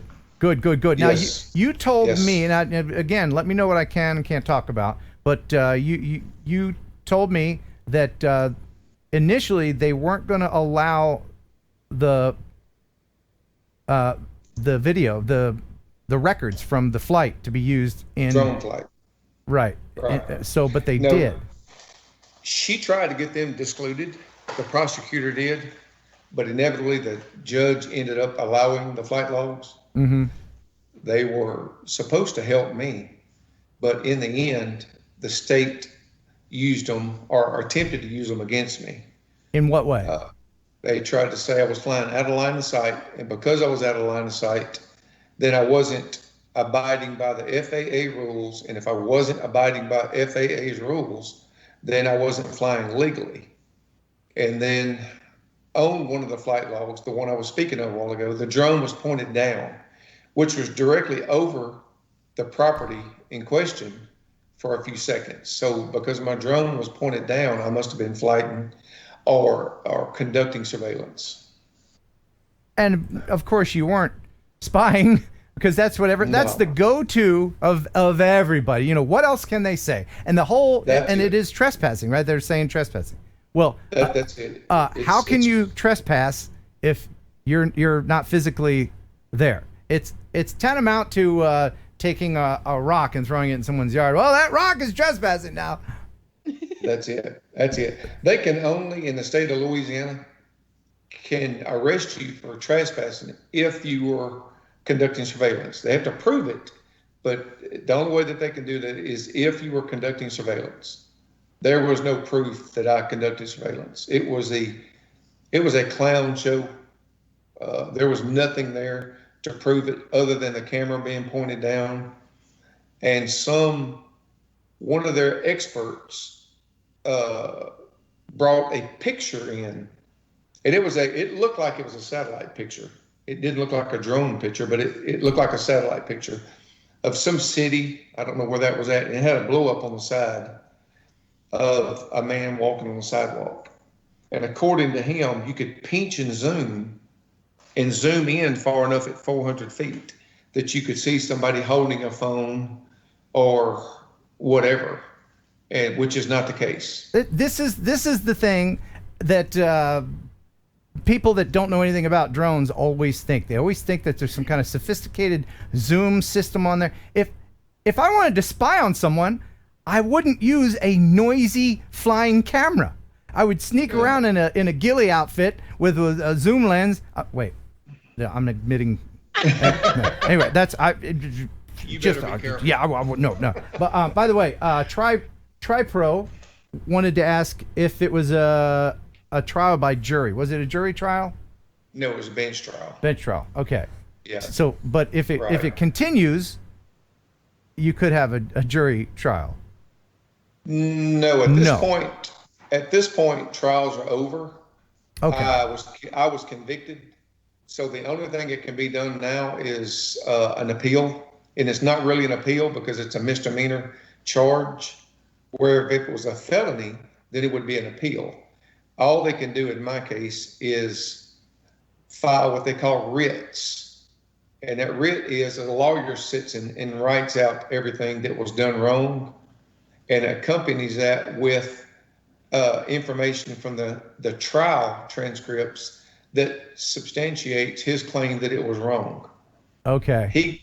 He sends all that to the Second Circuit Court of Appeals, and they can either, in the state of Louisiana, they can throw it in the trash or they can look at it. They have those two options. They can either look or trash it. And then if it gets trashed, then it goes to the Louisiana Supreme Court, where possibly they'll view it there. If they don't view it in that court, then it goes to the U.S. Supreme Court. Which would be great to set a precedent, and I'm hoping that that's what your intention is, to set some sort of precedent, either at a state level or a federal level, because this happens all too much. Again, like we said before, this can happen to anyone. Actually, this could happen to you. No, I'm sitting here thinking how scary it is. No, and I don't want to say scary, but like for a beginner like me who doesn't have extensive knowledge of the laws and where my rights end and where they stop and all that, like what is stopping someone from saying that you're trespassing, and then me showing the flights in court and be like, listen, bro, I'm not Google Maps. Like, we can't zoom in and see your backyard, People need to be educated. They need to be educated, and the laws are so vague on drones, and you're not getting help from the FAA, and nobody else is really going to help you that has the power to do it. You're on your own. The drone community is your best shot. And how hard was it to find a capable lawyer that you could use? That was the toughest thing. I called and went through consultations with lawyers. Nobody in my area has a legal experience with drones. Nobody has any flight experience, any FAA experience. So it's so new that nobody knows how to defend it. They can't do it. Yeah. So you're on your own. Right, and clearly the authorities don't know either, because very often if a police officer or someone of authority just doesn't want to deal with it, then their blanket thing is like, you can't do that here. They're essentially making up the law as they go along. Yeah. They do. Because they don't have anything solid to stand on, so they make it up as they go. Mm-hmm. But I was never visited. I was never called. I was never asked. I never heard a word about this except from the officer that came to my house after the one flight that I flew over his property. That was it. I called the sheriff's department, the local sheriff's department, to ask them, was I breaking the law? And they couldn't tell me that I was. Yeah. Yeah, Ashley, yeah. Go ahead. So I just have a question for you. So coming from a background of understanding how you can film stuff from a television aspect, if I was working for local news and I was standing on a city-owned sidewalk, I can film towards private property. Now, I can have people in that video, but since it's private property, I cannot show their face. And I mean, we know with the drone at 400 feet in the air, you're not going to be able, you might see a speck moving around. So how is that if you were on public property or city-owned property when you launched, and that's where you were, I still don't understand how they can even say that you were trespassing when local news has to do that all the time for footage. You know what I mean? Because there's nothing else, Ashley, right? I mean, there's nothing else that, No, I launched from my backyard, from my property.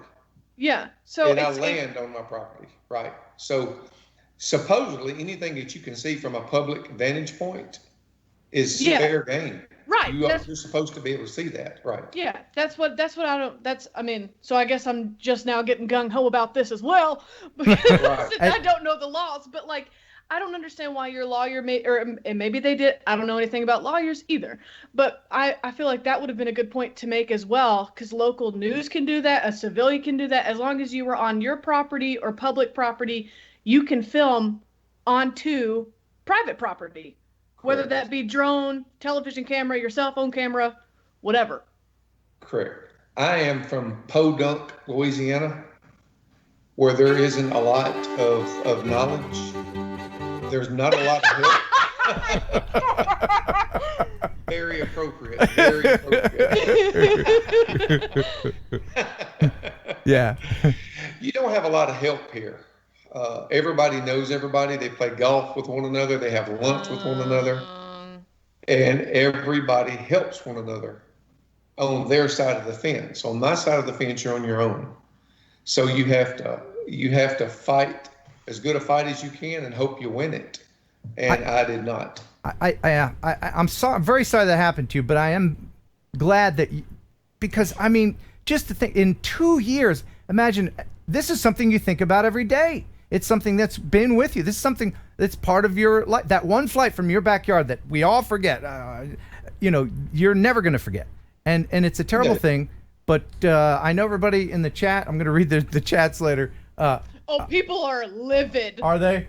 Okay. Oh, yeah. Yeah, I think let me just throw this out there. I think what happens is and I don't want to assume anything about the person whose lawn you flew over, but it seems to me like people that don't know anything about drones are very often mystified by them.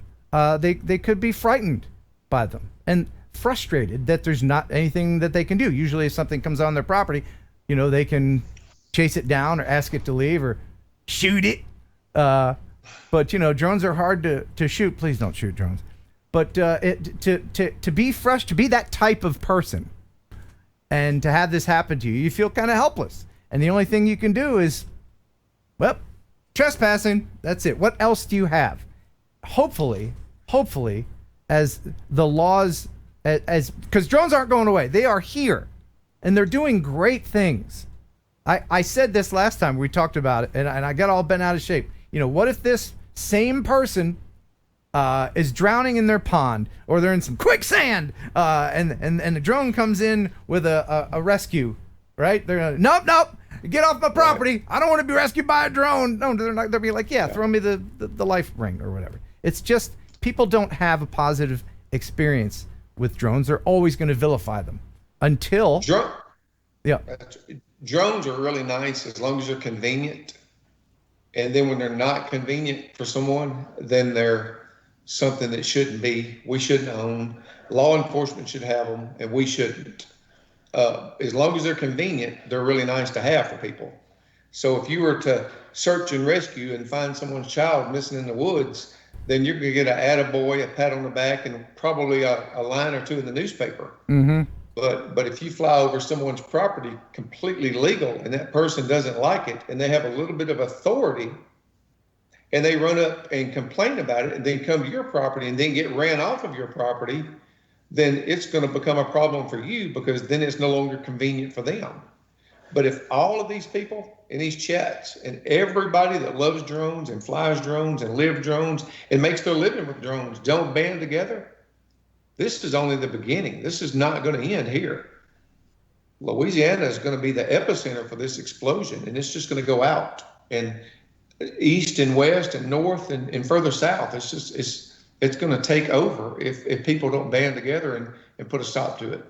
Well, you are a good ambassador for this legal fight. I appreciate you doing that. Let me try to end this on a positive note. Like I was saying before, I get a lot of comments on my videos. One of the other videos that I have of someone who is in legal trouble is a guy from Pittsburgh who had his Mavic shot at. And in those videos, go back and watch it.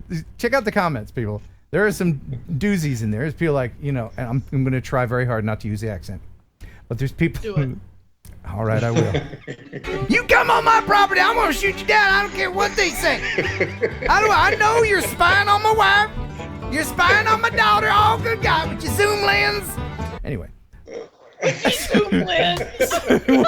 so one of the comments that I got recently was someone who came around. And this is from a guy named Elvis Ammo. If you can't read it, I'll read it to you. It says, I would have shot it down myself not long ago, but now I wouldn't. After finding YouTube sites like yours and others, I now realize the value of drones. I am now a drone owner myself. I take my privacy very serious. But now after owning a drone myself, I see the value. And I also realize that we are not spying on no one. But it does appear that way out of ignorance until we are educated. If this guy seems to be a little bit repetitive, I would definitely not press charges. That would be a bad move. I would instead hope that he meets the people that fly the drones and learn the same lessons that I have. I came very close to shooting one down myself, but couldn't get it in time. Do the right thing. So, bravo! Thank you very much for the hubris to know that you come around. That's what really you need to do when people get upset. If I'm flying somewhere, I don't. It's hard not to go, well, I know the rules, and I just say, well, come over here and check it out. You put the goggles on, let them see, let them fly it. Hell, Right. Once people That's right. it's like a person.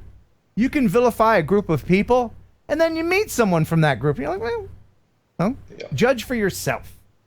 So, That's right. That's right. Yeah. So And it's going to kill the industry if things don't change and soon. So I hope they do. I'm optimistic. I've got a good lawyer out of Shreveport that's working on it, and I feel good. Excellent. Well, thank you so much for your time, and continue the fight. Is there any way that we can help you? Just let me know. If you need someone to speak on the drone's behalf in court, I'll head down to Louisiana, man. I swear I will. I'll head on down there. As long as I can bring my music, Ken Heron, would you like to address the court? I sure would, Your Honor. Your Honor. I say, Your Honor. Awesome, sir. Thank you, James Bubba Benson, for being on. Good luck. Thank you, guys. We're all in your corner, sir. Thank you. Thank you. Y'all have a good evening. All right, you too. All right. See you. All right. Man. That's crazy. How about that? I mean, just 2 years. With no drone. With no drone, and not even being allowed. The nerve.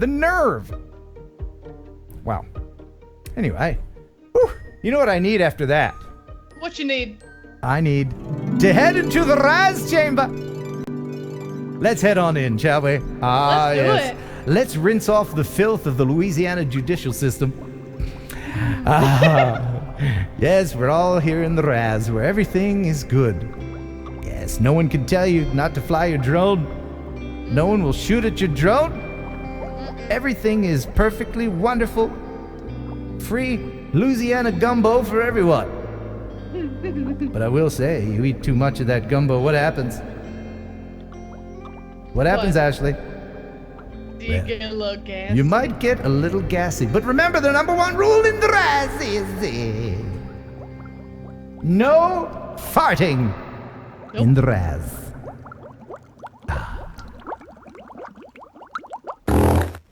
Jenna, see? Jenna, you farted in the Raz, Jenna! Oh, Jenna, I didn't even know girls did that. Oh, shame.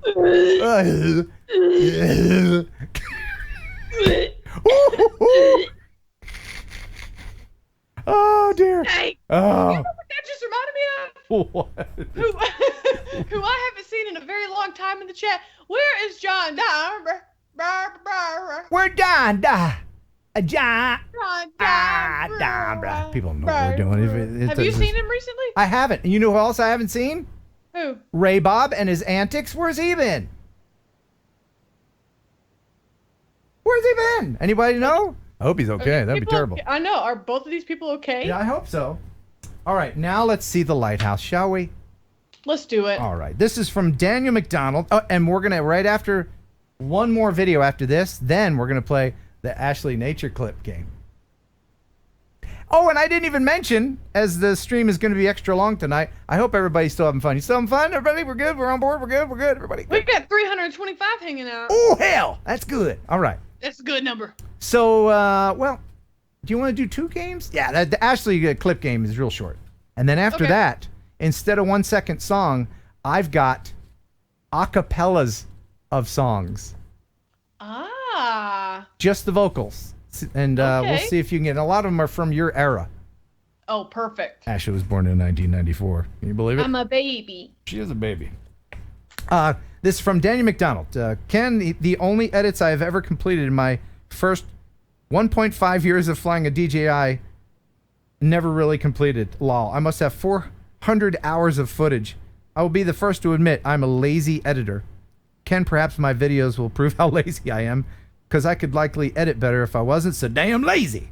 I think he's covered the laziness. Anyway, feel free to use this. Seriously love TNL. Thank you, Daniel McDonald. This is of a lighthouse. Let's check it out. Marblehead Lighthouse. Bleh. That is a lighthouse.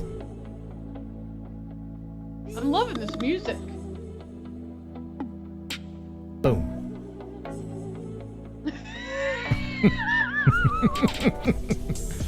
Yeah, that's Epidemic. How about that?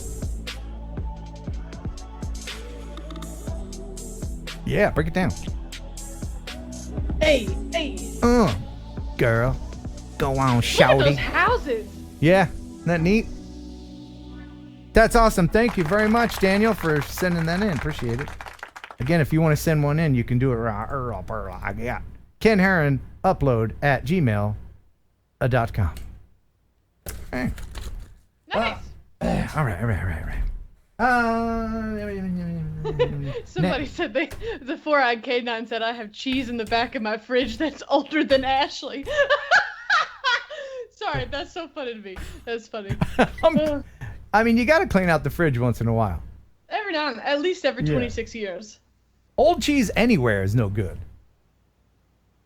Anyway, you know what we didn't do? We didn't do the, I don't know what you're thinking, but that's not what I meant. Let's move on. Yeah, what we didn't do? We didn't do the Would You Ride It? Oh, we got heated. We did. We'll do it next time. Okay. Well, because we got to do Ashley's nature clip. I'm scared. So, Ashley, explain to people how this works. So, I don't know if you've been able to tell during this live stream, but my face cannot control itself. And Ken shows me something that either he found or you sent in that is something completely normal in nature. It's just nature. It's just nature. It's just nature. Yeah. Be in nature. And Yeah. Here's the thing, is if my face doesn't react in any way, sometimes you can win Ken's car. You can win gold. He hasn't offered up Henry as a prize yet, but I No. feel like it's coming. No. Oh, Tonight's never? prize, if Ashley can watch this clip without making a face, is the Evel Knievel Stunt Cycle. Oh, man. Oh, yeah. And if you're over 40, you may remember this and this lovely sound. Oh, what am I going to do now? Oh, he's got to jump over Snake River Canyon. I'm sure he's fine. He's always fine. He's always fine. You okay, Evil? He's good. He has his helmet on. All right. So, say, pick me, pick me, pick me. Ashley's going to pick 2 people. One person to win if she can watch this without making a face. And the other person... Well, okay, we just need one person. I was thinking of another game. No, let's pick 2 people. We'll do 2 people. All right? The other person will win another prize. So, Ashley, pick 2 people. Don't say their names. Pick someone you haven't picked before. Pick someone who has a hard to read, wacky name.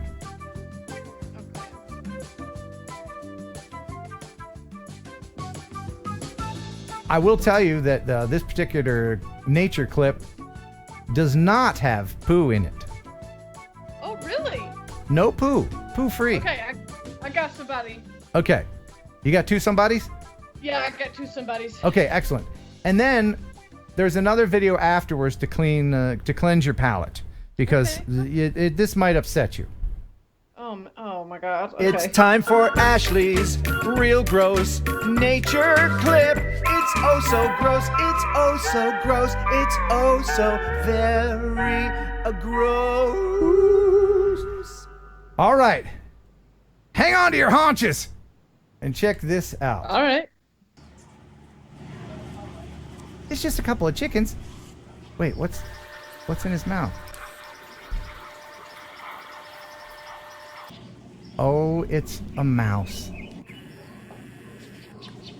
Chickens eat mice?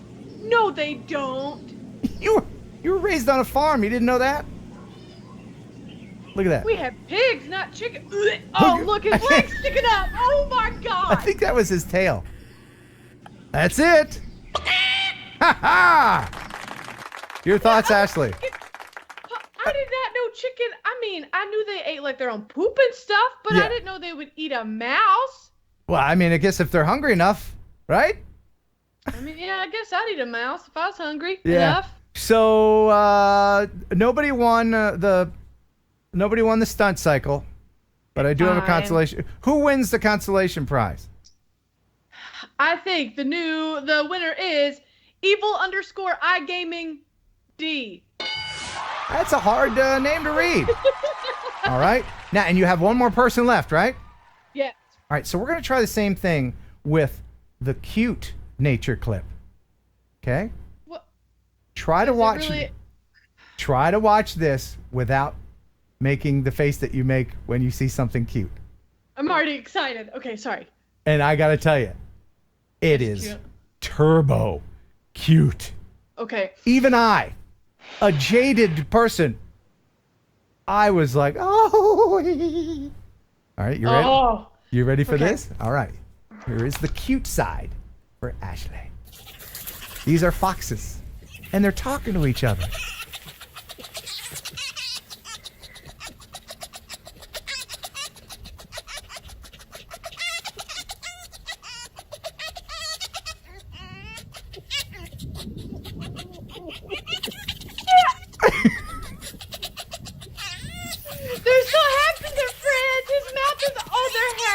Yeah. What'd you think of that? I love those little babies. I want to pet them. Oh my God! Look at them. Oh. Yeah. You just want to pet them and get a little bit of rabies. Yeah, a little bit of rabies. I would get rabies for them. Isn't that cute? Mm-hmm. All right. Well, who is our second person who gets a consolation prize? Second person is New View Lancashire. Yes. Okay, well, congratulations. Make sure you email me and remind me that you won. Ken Heron Upload at gmail.com. You know what that sounded like? What? It did. Didn't it? This is a minion that someone sent me in chocolate last week. And it sounds just like those foxes. It does. Yeah. This is yours. Mine? Yeah. The next time we see each other in person, I'll give that to you. On your birthday? Oh, that's right. You're going to be at my FPV event, aren't you? Yeah. Excellent. August 22nd. There's a link in the description if you want more information. Let's see here. Oh, the droning veteran sent in a near miss, and I didn't play it last week, but I'll play it this week. This is him almost hitting a tree. That'll be fun to watch. The droning veteran. Ooh. Whoa. So flying over water. Are you comfortable doing that yet, there, Ashley? I haven't tried since I did the bridge. Okay. Well, okay. Yeah, there you go. That's the way. Wow, very good. Oh. Man, that was close. I kept waiting. Yeah, good thing. Good thing. Obstacle avoidance. Now, I got to tell you, this video I'm about to show you was almost a viewer video of the week, but this is absolutely awesome. And this is from a channel called FPV Unlocked. there's a link in the description. They have a course. If you want to learn FPV, how to build them and set them up and everything, they have a course. There's a link in the description if you want to check it out. But there are a couple of nice little entrepreneur dudes, and they have a really amazingly creative video. You've watched BBC documentaries, Ashley? All the time. And you know who David Attenborough is? Yeah, he's my favorite. Okay, she has no idea, but you might recognize the voice. Enjoy. In the wild outbacks of northern Utah, a lonely river teems with life. These 1S LiPo batteries are abundantly found in this lush wonderland. Their populations are largely kept at bay by their only natural predator, the Emax hawks. This female from the species Infans accipiter, or baby hawk, has 2 young chicks in her nest. Spring is in full swing, and the chicks are having their morning frivolity.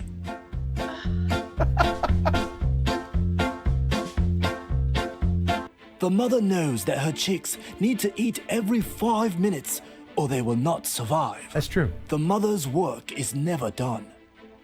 Gliding on the updrafts near the waterfall, the mother watches for the slight movement of the 1S batteries. She will risk getting wet trying to capture them as they leap up from the waterfall. Oh no, is she gonna make it? I don't know. These attempts all failed. Though they will not offer as much sustenance, the mother will start hunting the river below the falls for the lesser cousin of the high-voltage batteries, coming dangerously close to getting her frame wet. Oh no! There is one other indigenous species of Emax hawk that soar these skies. Accipiter Pro, or the Hawk Pro, is an aggressive male hawk, a bully who feeds off of the hard work of the baby hawk. Oh no! This young male is hungry and spots the mother. When she sees him, the chase begins. Get out of there, Mom! The mother has no choice but to try and avoid the male while trying to capture more batteries for her chicks. No! Not an easy task as the male picks off her stash as they fly.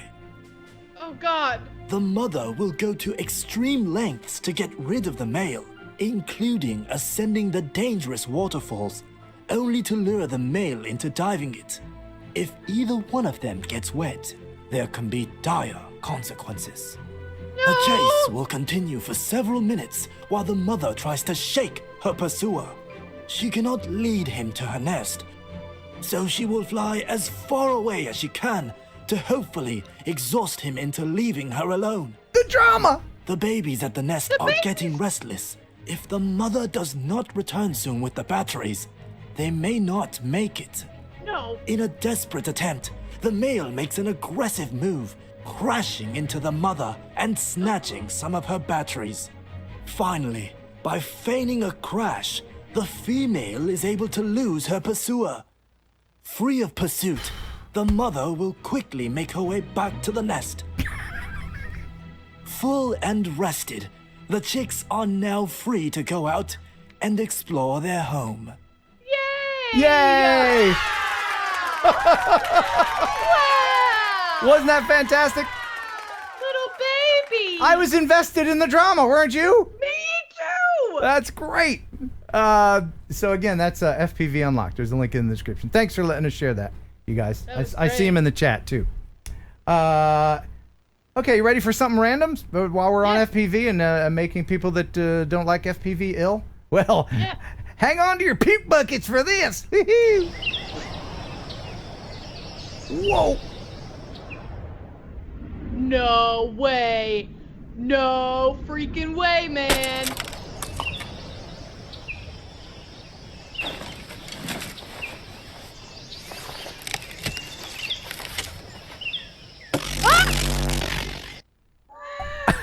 I got scared. I know. That's some great flying. I hope I can fly like that one day. I just keep practicing. Hey, oh man, it's gonna be a long show. Are you okay? You got time? You got enough wine? I'm great. Oh no, Ashley's yawning. All right, show's over. Bye everybody. We hope you enjoyed the show. Oh, no, you good? Are you good? I'm good. Okay. I'm good. Ashley, I'm good. When Ashley starts yawning, I gotta start wondering about myself. Listen, I ain't as bad as other people that shall not be named. Dana Williams. Dana, sleepy time, Williams. All right, now, you may have seen it. In fact, some of you who have been watching this whole time may have seen the famous "Pay Out Shirt Go By." Woo, doggies. This is available right now, and you're wondering what is this about? Just pee it out. Well, this is an actual shirt that came from a video that was a live stream about a year and a half ago, and so I have found the clip. I didn't find it. River Mersey found it for me, along with several others, and thank you very much because I've done this is show 153.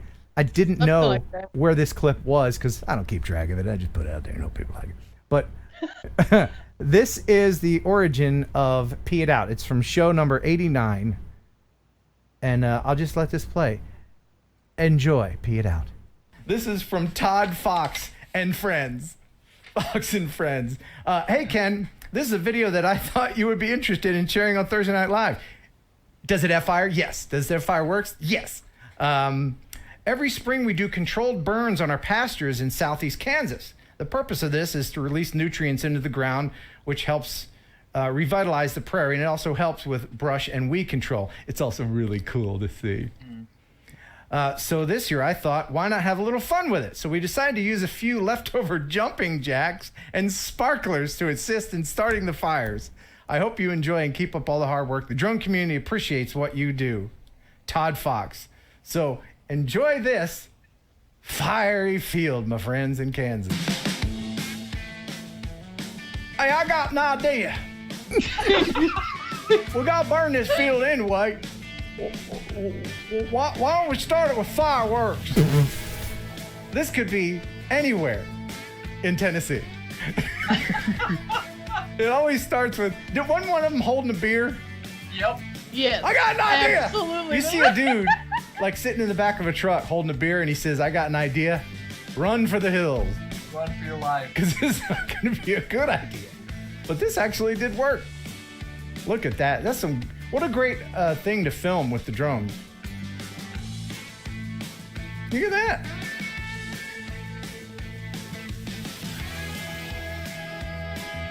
Love rednecks.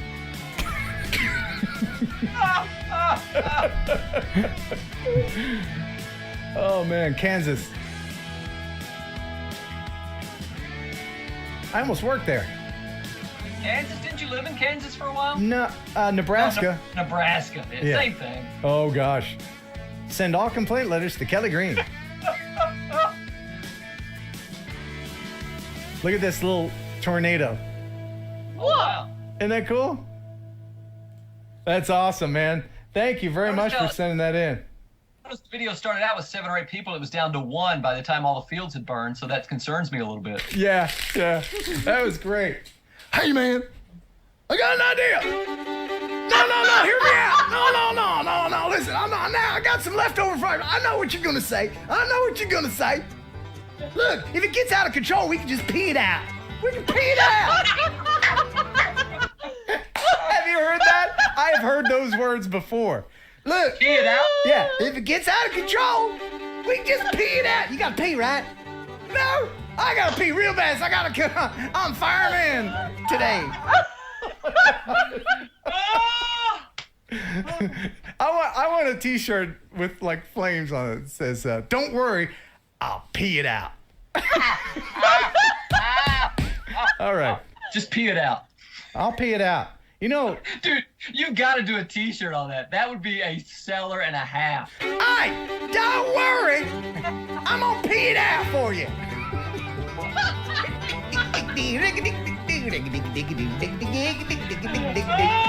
All right. Yeah, and so oh my God, you can buy Just Pee It Out shirt available now. Link in the description.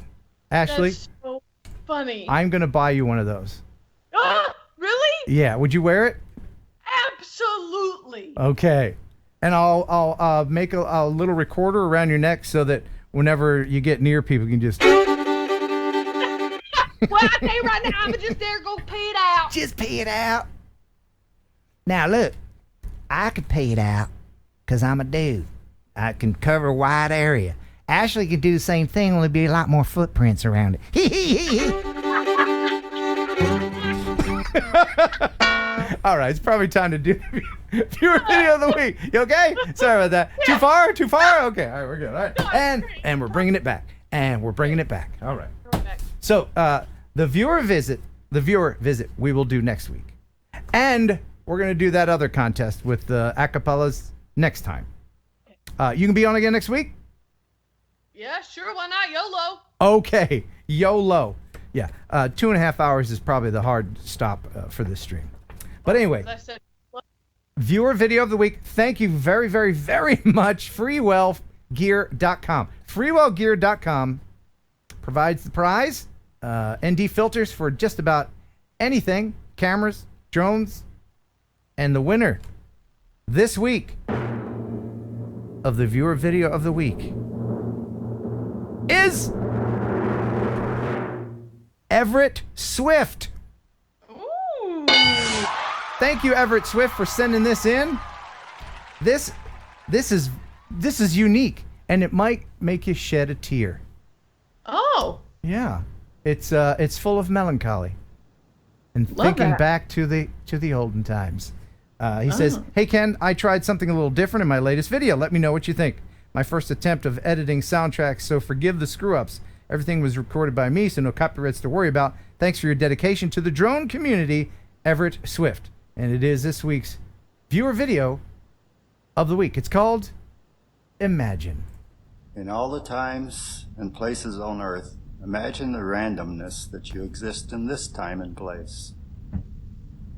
Imagine for a moment you were born in a different time and place. Imagine this old house when it was home to a family. Imagine your bed is next to an open window. You fall asleep at night to the music of the forest.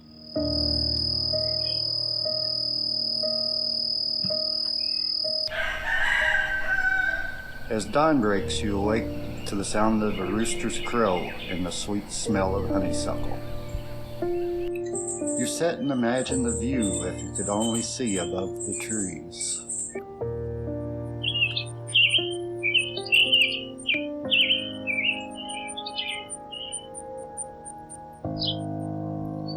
You're much older now and left this place many years ago. A life of experiences, both good and bad. You come back and sit on a different porch now. The cool evening breeze feels good as you sit and watch hummingbirds. A wild turkey makes her way along the forest edge. The chicken's ready for roost and a mother hen clucks at her chick. The cows graze in the pasture. The trees have grown and the creek has widened, but the rocks you played on as a kid are still in place. The carving you made in the rock and the bedroom window are still there, but like you, time has taken its toll. I've often wondered what it would have been like if I were born in a different time and place. But I wouldn't trade the day I found my favorite spot on earth for anything I can imagine. Isn't that wonderful? Your thoughts, Ashley? Aw. I might start to cry. Yeah, I mean, it's very emotional. He's just, he's putting it out there. Thank you, Everett Swift. Thank you. I mean, everybody's. No, that was super. It was so good. It was so emotional. God, it was so good. Yeah. I mean, what a hell of a show, huh? We laughed, we cried, all that. We went on an adventure. What's your favorite place in the world? I have my favorite place. Everybody has. Just put in the chat your favorite place. If you were forced to stay in one place that holds the best memories for you. Oh my God, I have no idea. If I could freeze frame my grandma's house when I was a little kid and I was sitting in my grandma's lap and while the pancakes on the stove were cooking, that's where I would freeze it. That's where I would want to exist for the rest of my eternity. And it's that smell that really brings it back. Sometimes you'll get a waft of that smell. Oh yeah. Yeah, your olfactory will bring back a lot of memories. I live across the street from a donut shop.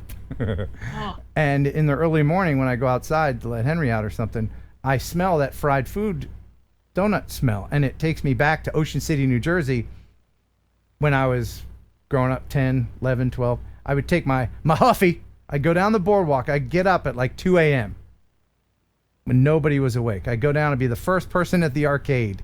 And on the way there, I would smell all the food places preparing for the rush of the day with their donuts and everything. And every time I smell, I'm like, oh, for a minute there, I'm like, oh, I'm back in Ocean City, New Jersey. I know, New Jersey was not paradise is New Jersey. Well, for me it was.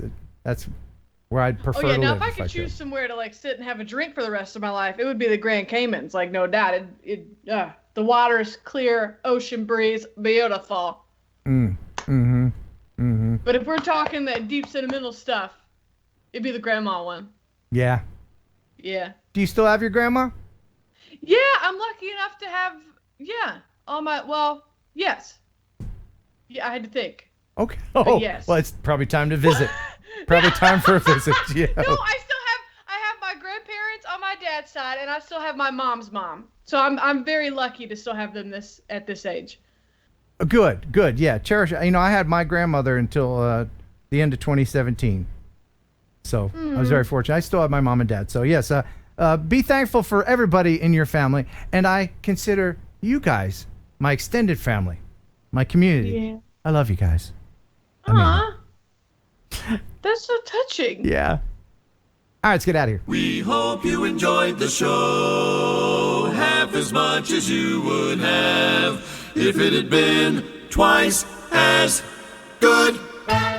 Thanks to everybody who contributed with Super Chats and Patreon account, and everybody just helps me pay the bills. Thank you guys so much. Thanks everybody for staying up in the other countries and watching. I appreciate it. Thank you, Paul McWilliams, for your expertise, and I appreciate you, James Bubba Benson in Louisiana. I hope that you take it all the way to the Supreme Court if necessary. Ashley, thank you for being on, for being so adorable. You cute little millennial, you. You coming back next week? Yeah, I'll be here. Okay. You guys, thanks for watching. No, I won't be here. Thanks for watching. Thanks for subscribing. And bye. Bye. Bye. Bye. Okay, enough of that.